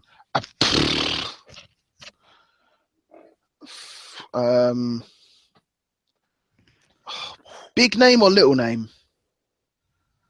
Well, if it was the first draft, this is a little bit of a hint. If it was the first draft pick, it would be a big name. Yeah, I know. And from last week, you know it's not The Undertaker, because I said that in the Brad Split stuff. No, I know. Big Show? Really? Is that what you want to go with? We're talking 2002. A lot of big stars. I'm almost letting you off the hook here. I really want to go Batista. I don't know why. All right. What's your answer then? I'm going to go with Batista. You're getting your times wrong. Batista wasn't even like a star back then. No, I know. This like add a few more years onto it. Now, I wish you'd got this one. I was really pulling for you. Who's the one guy who even started the SmackDown brand with his catchphrase? It's going to be the fucking Rock. It's The Rock. The Rock was the first draft pick for SmackDown. Oh, man. Oh, I feel bad for you. Actually, yeah, I kind of wanted you to fail a little bit because I'm a bit of a dick, but... Yeah, I know. That me being the evil quizmaster. I think this is the closest you got. Let's go to number 5, because if you get this one right, man, it's going to sting even more. Because I think this one you would have got. Number 5. What Marilyn Manson song was the theme for SmackDown for a couple of years? Oh. Shit.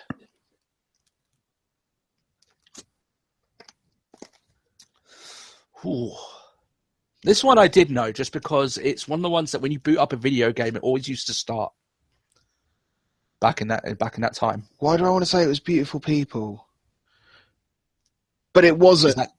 Is that your answer?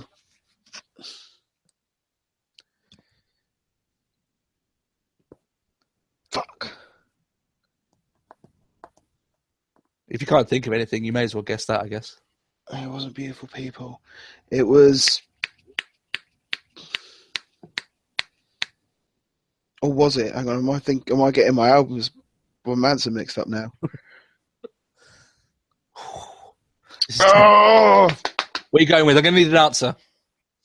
Fuck it, I just can't think of the name of the song, but I'm almost certain it's not.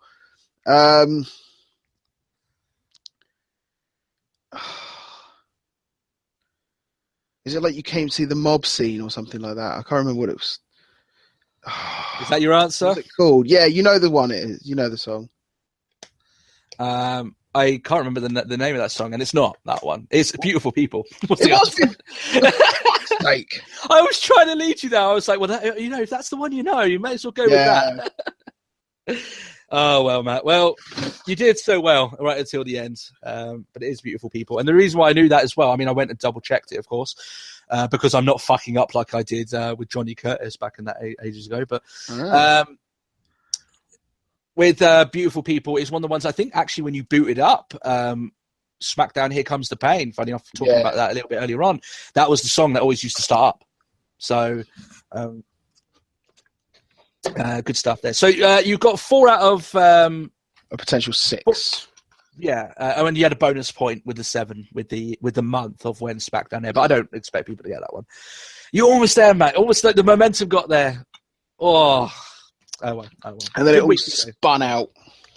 Your SmackDown knowledge still, I would say, is on point. Good stuff.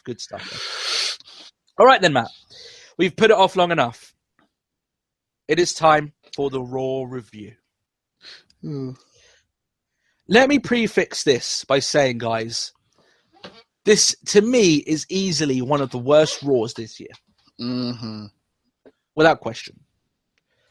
It's one of those Raws that I would also say, which is a bit more damning of the show. I've come on here on this show and said, look, guys, I had a bad week this week. I was in generally a bad mood when I watched Raw, so I'll accept that maybe my thoughts on Raw were because I just had a bad week, right? I've said that before, Matt. I've come here on the show and said, maybe it's a show that I didn't relate with very well just because of how I was feeling that week sometimes. This Raw, I was actually in a good mood going in. And this Raw made me get in a bad mood. So I can't even say that was the problem with it. And I think that as we go along, we'll explain that I think that WWE just didn't try very hard this week. I honestly do believe that. So we'll get into that.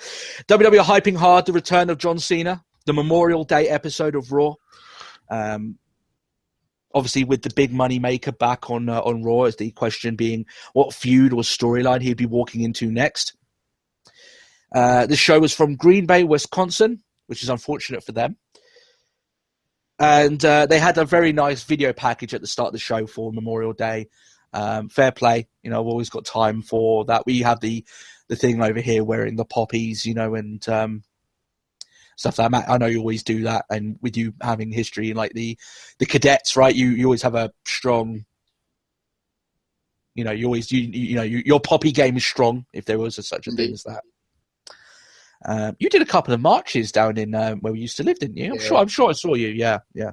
So that's back in the day. Matt adorning his gear and his garb, the uniforms.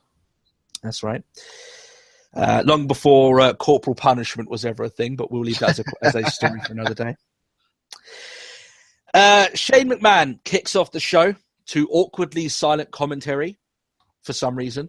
Don't know why. They just didn't say anything for a good 10 seconds. Weird. Stephanie comes out afterwards and they plug the brand split news that broke last week. The segment threatens to go nowhere very quickly between them just hyping up the brand split. The New Day come in. And I was thinking to myself at this point, oh, well, the segment's not really going anywhere, Matt. But the New Day are out now, so at least we get some fun, interaction between New Day and maybe Shane and Steph. No. For this week, I thought the New Day were pretty fucking abysmal. If I'm honest, and I'm a big fan of the New Day, but they come out, they plug the brand split too. Prepare your buttholes for a fuck ton of promotion on the brand split. There's going to be tons. Way up in there. Yeah. Way up in your head. That's right. It got to a point where it got cringeworthy how much they were plugging it. And I'm like, okay, I get it. But it got a bit like sad. And not to the point it's like, oh, that's really sad, as in like, this is just sad. Even sadder, Matt, when New Day are talking about the possibility of them being Francesca being a broken home. Yeah, not having the 3 fathers that she desperately needs. Which is a strange family dynamic, but we're in a progressive time. Why not? The crowd, by the way, at this point, Matt, I was genuinely shocked how much they had tuned out. There were a couple of people in the crowd that were just on their phones. Yeah. They were like, well, fuck this. I couldn't blame them because I was bored as well. I was like... Just a whole heap of fuck this shit. Yeah. Matt, do you know what? The best way I can describe this opening segment was that it seemed like a failed improv. Yeah. That you just thrown 5 guys up there, told them to improv something, and guess what? The people in attendance don't fucking enjoy it. Go make funny. And it's like, yeah, they didn't make funny. Man, I'm already sweating, fucking ranting already. Jesus, this is going to get bad. And like, the crowd is just completely dead. They just don't care. And I was like, literally there was no response here from the crowd, which is completely the opposite thing of what an opening segment is meant to do. It's supposed to get you hyped up for the rest of the show. Nope, couldn't give two fucks. Yeah. To save the segment, Matt, they have a dance-off, a dance battle. For what reason? I have no fucking reason. There's no reason for it at all. They just say, fuck it, let's just dance. Shane dances as if he was the participant of a really bad seizure. I wanted to ask him if he was okay. He looked like what his dancing wasn't exactly voluntary. Struggle. Yeah. This was just like you do a fairly good job at like the whole shimmy at the feet sort of thing, but you do it in a dance off. Well, you got fucked it all up. Yeah, it was kind of dad dancing to the extreme, you know. Yeah. I dance like a geriatric with his bones breaking, but even I dance better than that. Jeez. But still, Stephanie goes to dance, but the Vaudevillains interrupt, and the segment ends when truly it should never have happened. Oh, I think. God, I forgot about them. Yeah. The segment killed the crowd. The crowd didn't look like they were a bad crowd to begin with. There was a big chance at the beginning of the show. And then the segment killed it. Literally, right out the gate, Raw went out there, did Raw's journey over the course of the show. They waltzed out there. Instead of doing a pose for the crowd, they tripped up and landed flat on their face. They fucked up right at the beginning of the show. To the point that I was a little bit like, well, that was a fucking piece of dump. Yeah. That was like 12, 13 minutes of shit that I really could have done with that. Horrid. What's the thing, Matt? The one thing that Vince has said, well, that opening segment needs to get a hook for the show. There was no hook. In that case, it's not a hook. It's just a pin, and I've fallen off the pin. Yeah. And you know, one thing here, Matt, as well, is that they were trying to advertise the brand split. The segment was that bad that I'm like, well, fuck the brand split. I'm like, fuck it. It got me angry. I was like, what a waste of time. It went nowhere. The entire thing went absolutely nowhere. Yeah. Vaudevillains versus the New Day. I'm getting fucking up top already. Fucking first hour of this show. The crowd absolutely just dead. They're gone in this match. Victims of that earlier segment. And like I said, I don't blame them. Midway through the match, which is okay, but very forgettable, let's be honest, Gallows and Anderson attack Woods on the outside, which causes the DQ. They lay out Big E with the Magic Killer, and I'm like, fair enough. I'm okay with Gallows and Anderson going into a title feud because, in my opinion, they are an elite tag team. You said that before. It would have been nice for them to run through a few more teams rather than just the Usos, but yeah. Well, I don't know. Yeah, I could have completely agree, but I guess it's sort of like it would be a real waste to see them like go against like the social outcasts. Yeah, but even if 1 week you have them go out there and decimate the outcasts or something like that, it's just that they've only wrestled the Usos. That's true. You know? Another thing as well is that whenever they've tried to double team Roman Reigns, he deals with them like they're nothing. So there is that. But yeah. I'm being at this point. I'm being picky because there's worse positions for them to be in than in the title feud, which is exactly what it looks like they're going into. Backstage, Renee Young speaks to Gallows and Anderson, and they say, "Look, we could do our thing without AJ Styles. We don't need him." And now we've put the entire WWE on notice. They're just getting started. I'm like, fair enough, good. I like it. Good stuff. Yeah, we're good with that. Yeah, no problem with that. Oh dear. Apollo Crews is met by the Big Show. Apollo Crews looks like when he speaks, he's being spoken to by, he's speaking dialogue that is being created by a 5-year-old. You won't fight? No. The very idea that he kips up and he's like, "Have you got a problem with the new era?" I'm like, who says that? Yeah. It's it's tough. You got a problem with the new era too? I'm sorry. God. I'm like, okay. And people might say, well, Sheamus attacked him just because he's part of the new era. I'm like, still, it just came off like, and the way that, like, whenever Crews talks, I cringe now. It's that problem that I said about in NXT. It's going to become much more of an issue as time goes on, and it's going to start getting bad. Shows like, well, I didn't come in to start a fight. I'm just basically giving you some advice. blah blah blah blah. I blah. quite like how he's thought like, you'd back down. "Oh, Sheamus is a bully." It's like you've. It's like it's another one of those moments where it's one of those moments where it's like, what is the Big Show? Yeah, Like I swear, last time we saw him, he was heel. He's And a he's man come of back. the It's like, hey, young guy, this is what you should do. It's like, oh god. When it comes to the Big Show, you should have no preconceptions of whether or not he's face or heel until he actually speaks, because he could turn. Like, Yeah. That's well. To be Radically. fair, he could literally he could turn halfway through. Like, promo. I see what you're saying about like wait until he talks, but you could get halfway through and all of a sudden he's like, yeah, big smiles, man. I'm awaiting that inevitable promo where he turns twice in the same promo.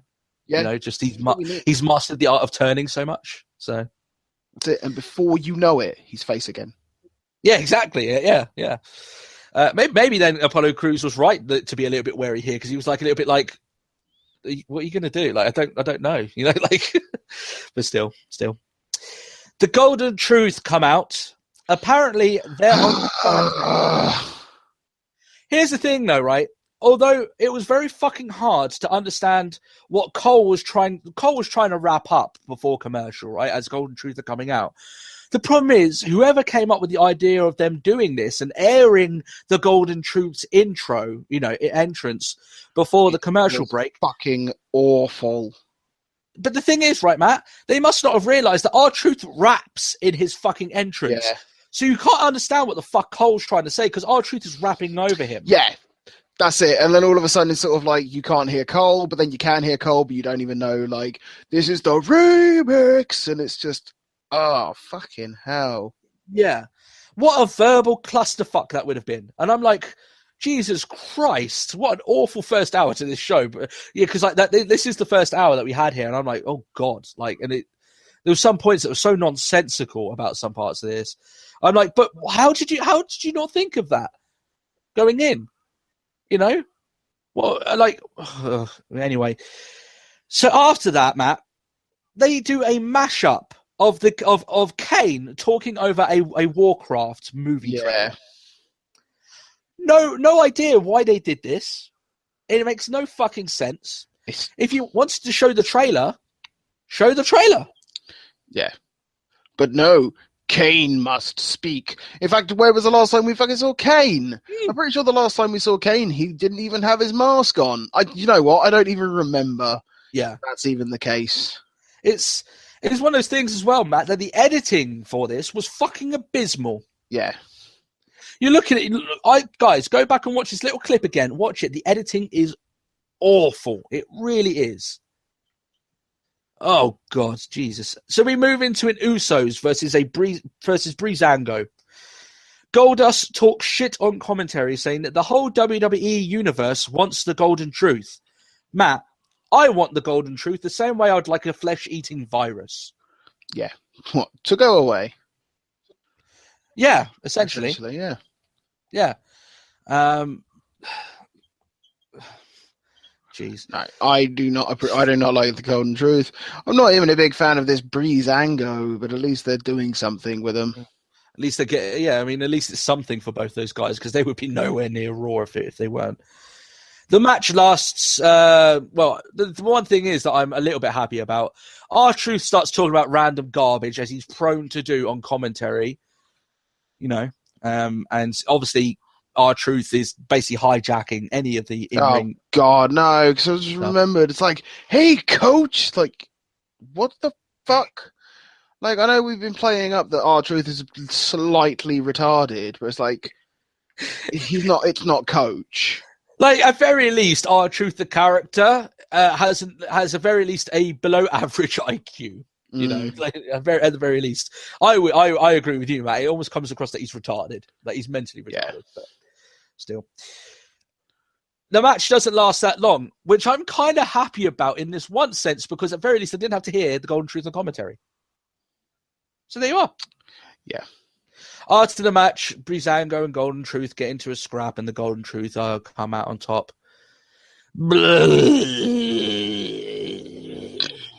It's Exactly. That's my thoughts on it all. Roman Reigns comes out to a mixed response. Oh, fuck this promo. I just remembered what this was. This is the promo that I woke up my children at by screaming at the television screen. So, he comes out to a mixed response. More negative than positive. It's not the mixed response that John Cena gets. WWE probably still takes that as a victory, considering, let's be honest, Roman Reigns has basically been booed for the last 4 months, but still. Reigns says that Rollins broke the Shield up 2 years ago, and since then he's been saying that he's the man. However, he feels that Rollins has been running from him all this time.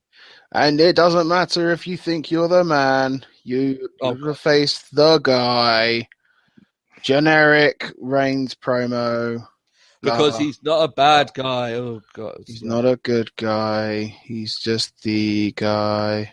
Matt, that line genuinely makes me want to tear my hair out now. Oh, no, man. It's one of the worst slogans in wrestling history at this point. It's awful.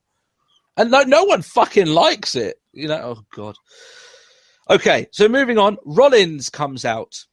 He teases going to the ring, but picks up a mic instead. He teases talking and does nothing. He teases then going down to the ring. And he does nothing. He teases going to the ring again and does nothing. He teases talking on the mic and does nothing. Watch out, people. Raw might actually threaten something happening on this show. Yeah? Oh, my God, Matt. Something might happen. More often than not, it doesn't. But it might happen. And in this case, it kind of didn't. But, Matt, they played this up so often. He must have teased getting into the ring for what seemed like half an hour. Like, I know it wasn't that long. It but felt so long. I get the point. You're trying to, you're doing the whole thing of getting the heel heat on Rollins. Or he just won't get in there and fight him. They overdid it, mate. Like, oh, my goodness, they overdid it. It's like, oh, we've got all this heel heat. And it's like, but why do we fight? Why? Let's go talk. We're talking about this whole, like, the WWE 24 of, like, how Rollins rebuild, redesign, reclaim, and all that lot. And what are they doing? Fucking dicking on him. Yeah. And it's just like, you're just wasting our fucking time. This giant segment, Matt, was a gigantic waste of time. Yeah. It really was. It was useless. It really was. It didn't get me hyped up for the match. It made me fucking angry to the point, like I said, I woke up my kids from shouting at the TV. Yeah. I was pissed off that I'd wasted my time watching it. I wasn't angry at Rollins. I was angry at the show. Yeah, it's just awful. Matt, at the end of this awful segment, absolutely fucking awful, where nothing happened and they just teased it over and over again. Hell, they hit the music and I thought it was over, and then he comes back out and teases it again, and then does nothing. You know what, Matt? You want to know what would have been better than nothing? Anything. Yeah. Mm-hmm. It was at this point, Matt, that I turned off the show. I was planning on getting it all watched in one night because I've been doing that the last couple of weeks. I've been watching it with my wife. I tapped out. I said, look, I even sent you a message, Matt. And I said, Matt, look, I know we're recording a little bit earlier, but I'll catch it in the middle of the day. I have to stop. Like, it's just difficult. Yeah. The show got me in a fucking rancid mood halfway through. I didn't even hit halfway through, and I was in a shit mood. Fucking hell, this is not what I watch. Yeah, I struggled. I got some done, and then it's just sort of like, as there's just more and more, and it's just sort of like, ugh. Yeah. Oh, it hurts. This is awful. This is, guys, this is a genuine contender for worst segment of the year. It did nothing. To be fair, it's just a genuine contender for worst Raw of the year. It's fucking close. It really. Like, I'll have to go back, and I'm sure there's another Raw that was pretty dumb over the course of this year. But overall, I mean, at very least they've been somewhat okay, and there's been some redeeming stuff. I mean, there was some later on. Second half of this show was a little bit better, but fucking hell, the first half of this show. Oh my God. Oh, goodness, what garbage! It really was painful. It was painful. Ryder versus Rusev. They air a short video promo from Ryder that sounds 100% read off of a sheet. Yeah. But it's almost like, hey guys, don't forget, I have been able to. Like, I did win at Mania. Like, everyone seemed to forget that. Yeah, they forget it because he held the title for less than 24 hours. That's why they forgot it. But I'm sure Ryder fans are getting busy with it. It's the way it is. This is a quick match, a nothing match. Let's just be honest. It really was. There really wasn't anything here. Rusev hits the accolade and taps Ryder out. Big Rusev. time. I love his new accolade is just ridiculous. Yeah, it looks proper savage. I will give it that. Rusev rattles off some stuff from its repertoire from 2 years ago. America this, America that. You know. I am the greatest American. I am your champion. Yeah. And then out comes, well. Then you generic. The USA. Well, yeah. Out comes big USA, and all of a sudden it's just like Titus O'Neil's just sort of like, I am America. Before we get there, though, Matt. Before we get to that point, why do we have to? Can we just skip everything and just go? This segment just basically was a whole heap of America. It was, but Rusev is normally not too bad on the mic. Yeah, I actually think he's okay. He dropped a insult here that I could only call a clanger. He calls the crowd cheese gobbling cheese, whatever you call Americans these days. Burn! Someone fucking get the cold water stat. Oh my goodness. Yeah. Especially it's like, you go out, like, I can only just imagine this, just like, you go out there and tell them that you're going to take their pinwheel. It's like, oh, God. This is just so childish. Yeah. You just cheese and you smell. That's pretty much like we're one step away from just like you smell really bad. Yeah.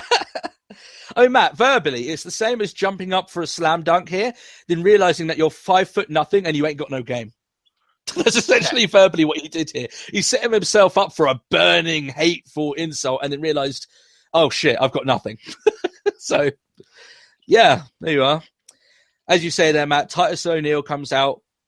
What ensues is basically Murica. He calls him a Bulgarian blowhard. Not the best insult, but... That was another one of those moments. It was like a blowhard. You go out there and you call him a goddamn blackguard. Put him up, you. Put him up. Put it out of my country. Bully. Titus smacks the champion out of the ring. This is clearly setting up a new contender for the US title. Rusev, however, the reason he left the ring is quite good. Is quite an honest reason. He's actually scared of Titus's secret weapon. It's called the arm grab, and it's been known to put guys out of action for up to 60 days. So, have to be careful for that. Yeah, I was going to say, we've got to be careful with this one. Meta humor! The Shining Stars get another green screen video package because word is that Vince has already given up on them. Who knows, Matt? Maybe another gimmick will help. Why not? Just throw another gimmick at them. One of them will work eventually. Sure. Yeah.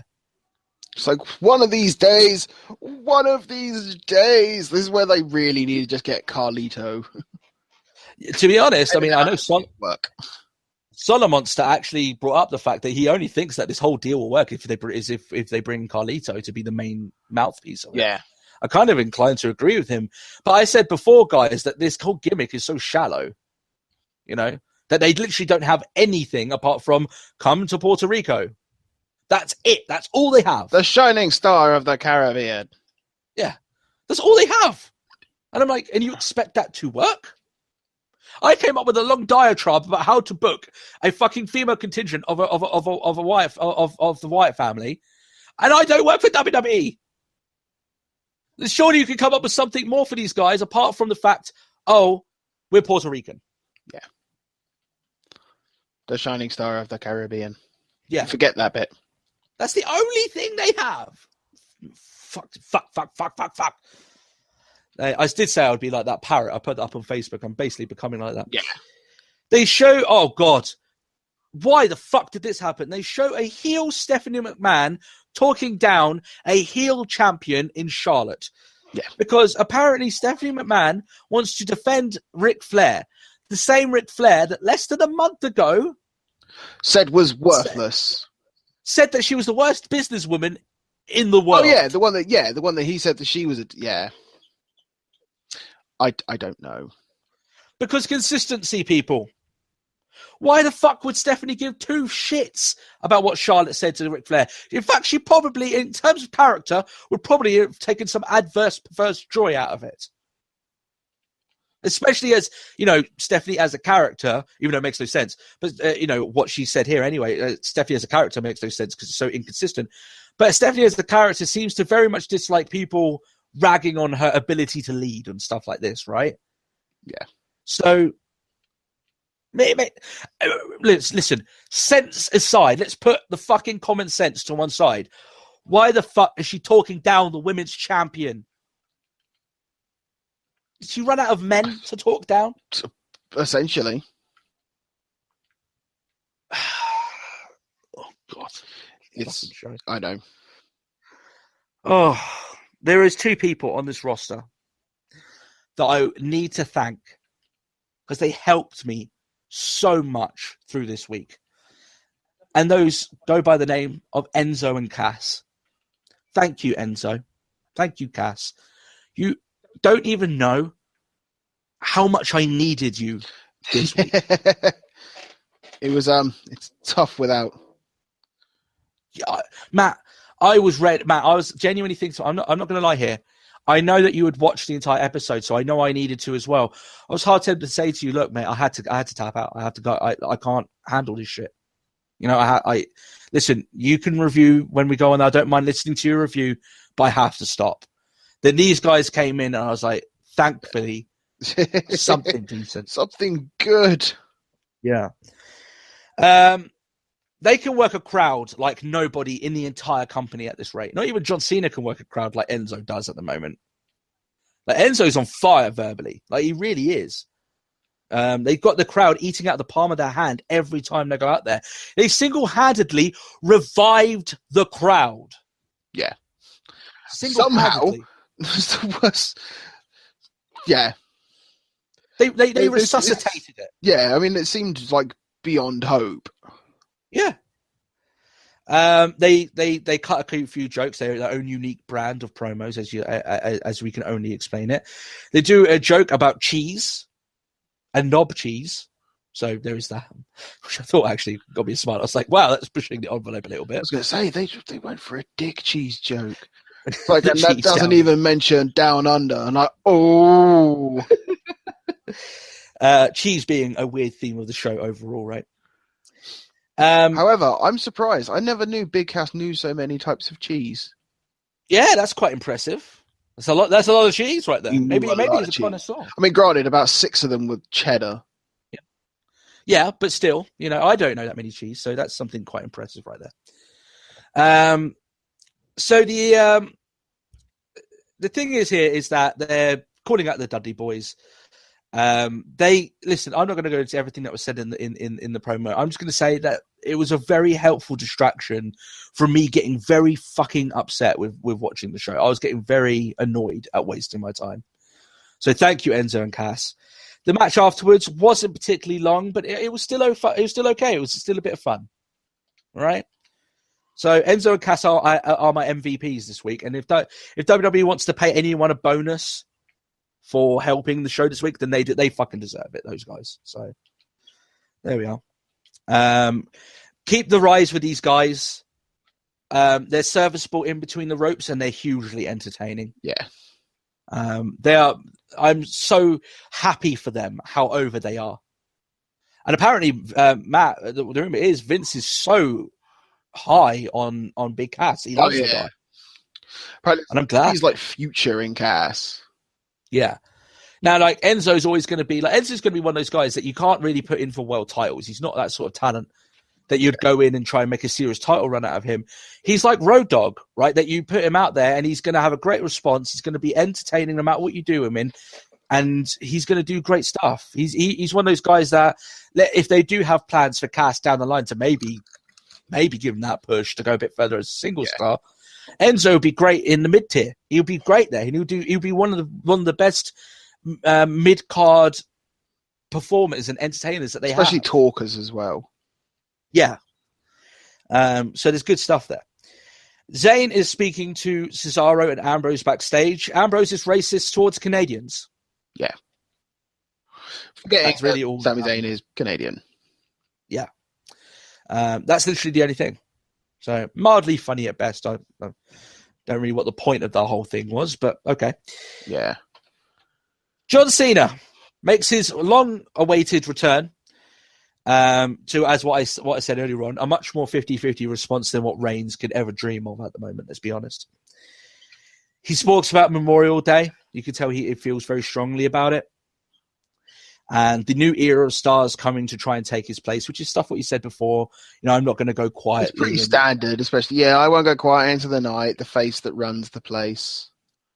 Yeah, if you've heard it once, you've probably heard it before. But Cena hasn't been around in a while, and he's still a good promo, so it's still okay. Styles comes on out, and I won't lie. Initially, my first thought was positive. I thought Styles and Cena in wrestling each other is a match that I didn't think I'd ever see, and I'm very interested in seeing it. I'm up for that. Mm-hmm. He puts his tongue on Cena's butthole. Let's be honest, he talks him up quite a bit. Oh yeah, he does quite a lot. He's been talking about Reigns a lot like that in interviews and stuff, as we said last week. Anderson and Gallows come out and they say, look, we kick ass. You just seem to be getting very happy with kissing it, Styles. So you know what? We're going to beat the piss out of you because you just don't like you, right? However, here's the change with it. Styles attacks Cena. He turns heel here on the show. He can't even help himself after the club take out Cena. Styles can't help himself from going back for seconds, thirds, and fourths. Beating up John Cena. He always thought it would be fun, but it's more fun than he ever thought it would be. That's it. So, like Cena is like Styles is Pringles.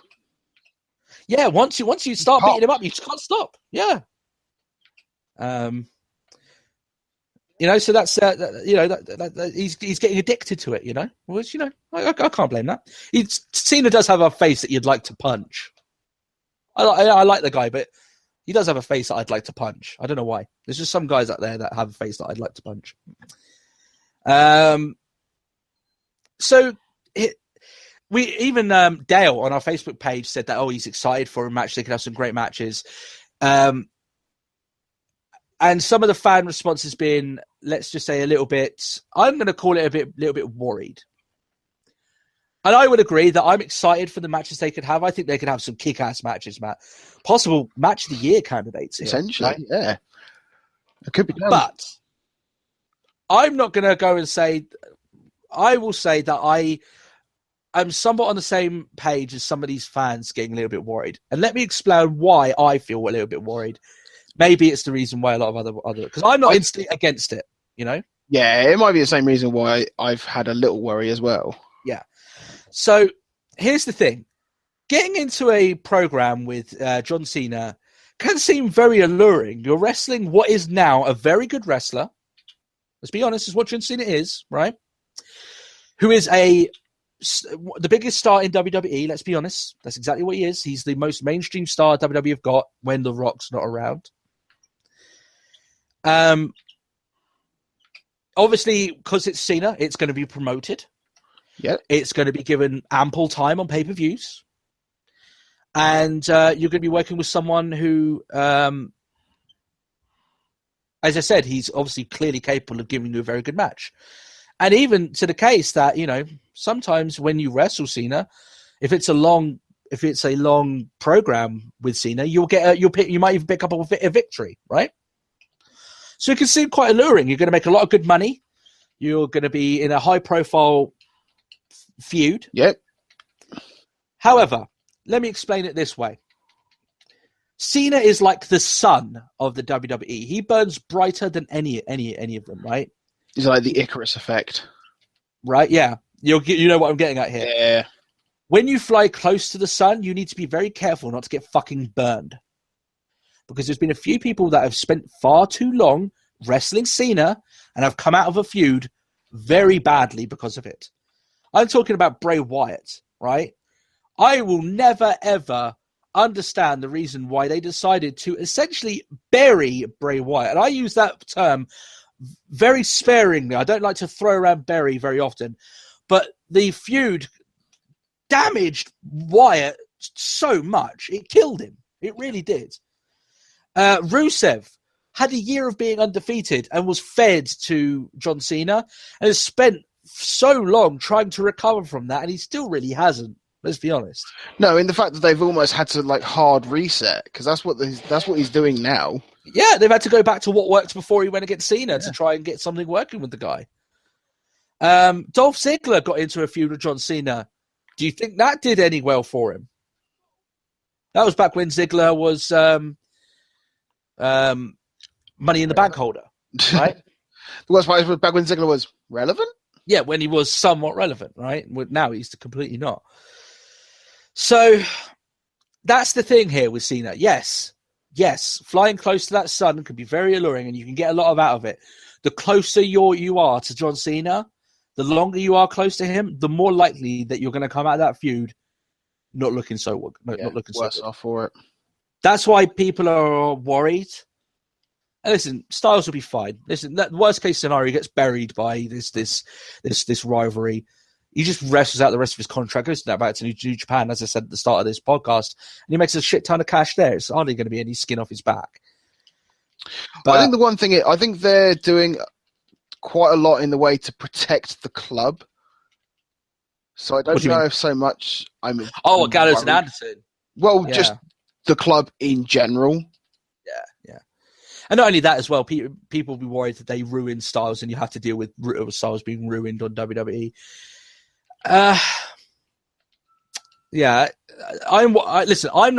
Some fans go overboard and they're like, oh my God, I can't believe they're doing this. They're going to ruin AJ Styles.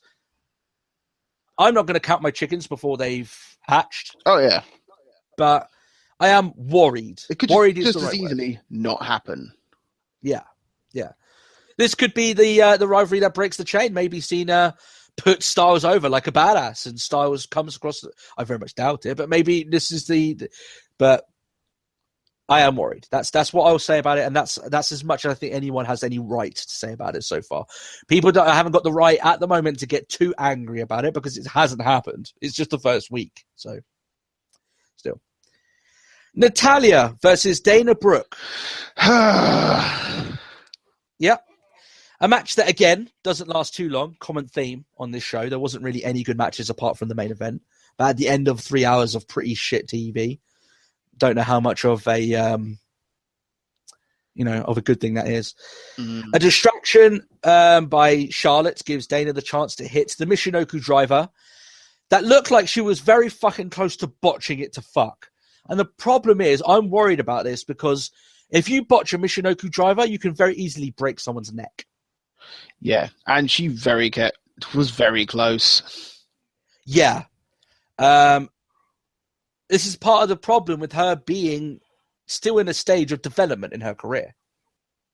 That I'm very worried that she's going to drop someone on the head and then that's it for someone. That's their career done. The one thing I find really bizarre, though, is the Michinoku driver nowadays is quite a standard move. I still think it looks pretty enough to end a match, though. Oh, yeah. But yeah, I know what you mean. I think it's kind of difficult when you've got people like Luke Harper who can do like a picture-perfect Michinoku driver. Oh, his is pretty, isn't it? His is very good, yeah. And then it's like, you see the near botch. You're like, oh, no. I think it goes to a point here with Dana, though. I think she needs a new move because it's not entirely down to her not doing it very well. She doesn't do it very well, let's be honest. But she's actually quite short, Dana. You actually look at her size. With the Michinoku driver, you need, like, the more time that you have to all of your bodies, more time to twist your guy around and land him properly. She really doesn't have a lot of time to do that. She just needs to go. But it looked awful. It looked awkward, and I'm worried about her injuring someone with it, but still. Ziggler is speaking to JoJo backstage. He essentially rehashes Chris Jericho's 1004 holds. Even though he says armbar, it's always an armbar. Armbar. That's an armbar. Yeah. It's a hit. Armbar? Well, no, wasn't it? Because it was like, and then it was a headlock and an armbar.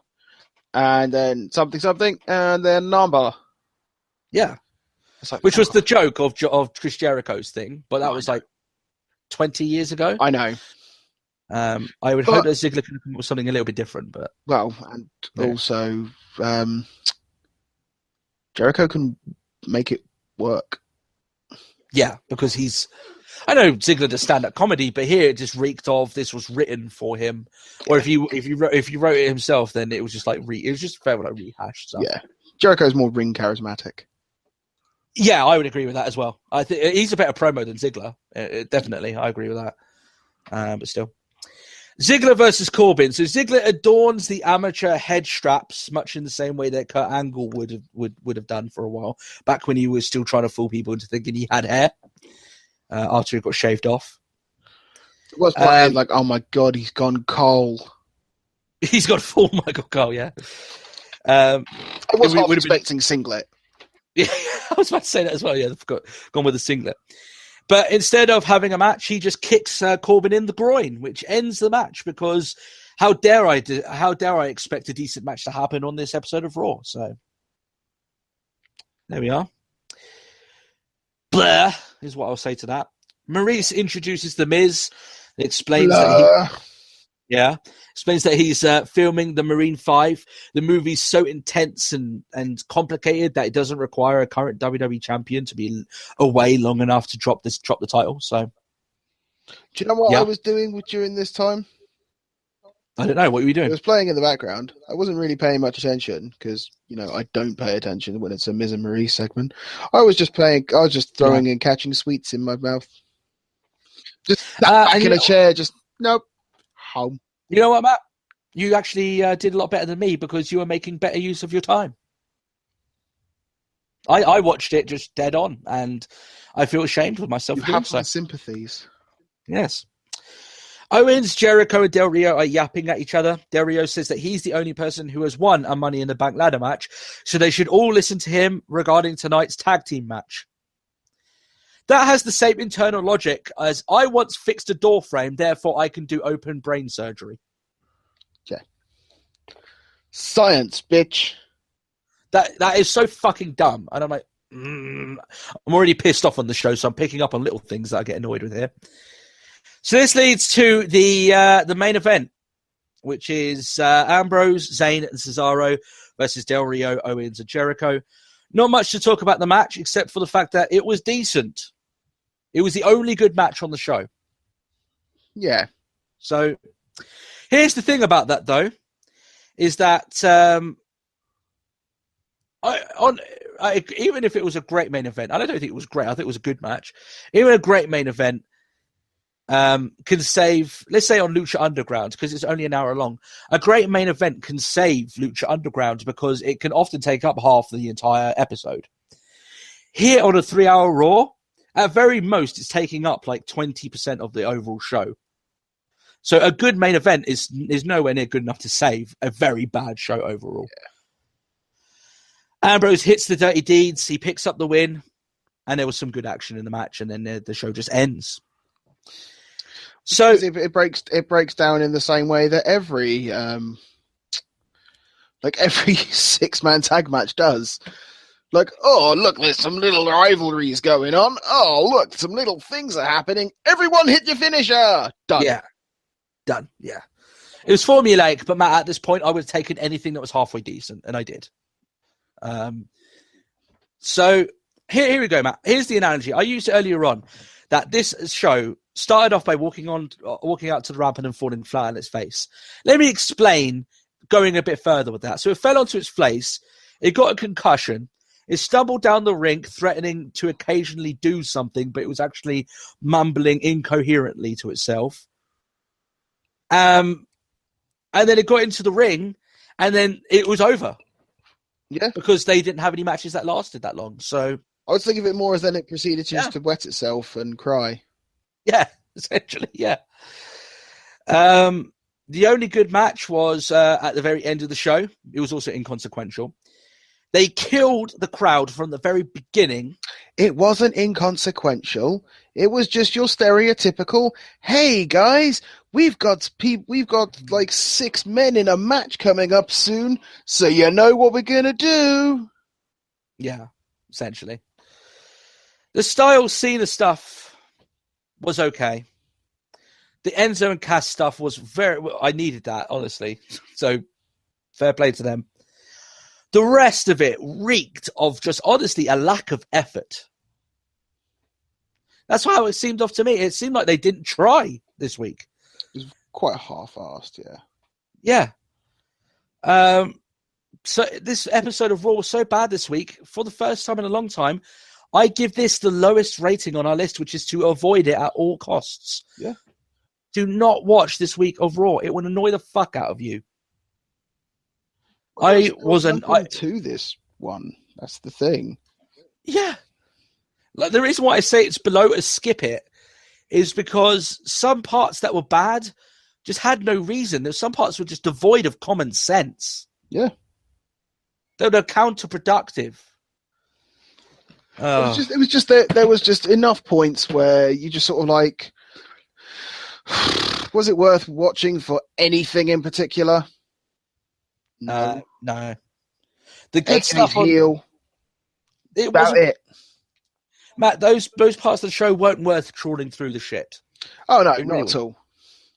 So, a mid-monther that insulted the fans, insulted me, insulted all of you, insulted you, Matt, by asking for your time to watch it. Where was it? I can't even remember now. Green Bay, Wisconsin. Oh yeah, because we're keeping it G like a Packers helmet. That's it. So yeah, that's our review for this show. I'm feeling knackered. I'm sweating loads, getting really ranty. My head's all light, so I'm glad we finished now. Is there anything else that you want to cover this week, Matt? No. You want to get the hell out of it. I don't blame you. All right, guys. If you did enjoy this episode of the show, which I hope you did, because that way you would have watched a show that went went over 2 hours and was worth your time, at least. If you guys want to leave us anything, our main way of doing that is our Facebook page, which is facebook.com/Let's Talk Wrestling Podcast. You can tweet us at the Twitter handle @TalkWrestlePod. That's it. You can send us any private questions and emails and audio questions, at the email Let's Talk Wrestling Podcast @gmail.com.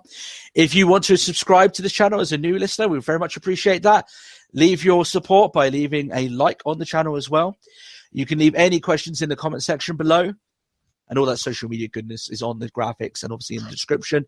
And that link to Alex's new relaunch of his Wrestling Boom blog is up on there as well.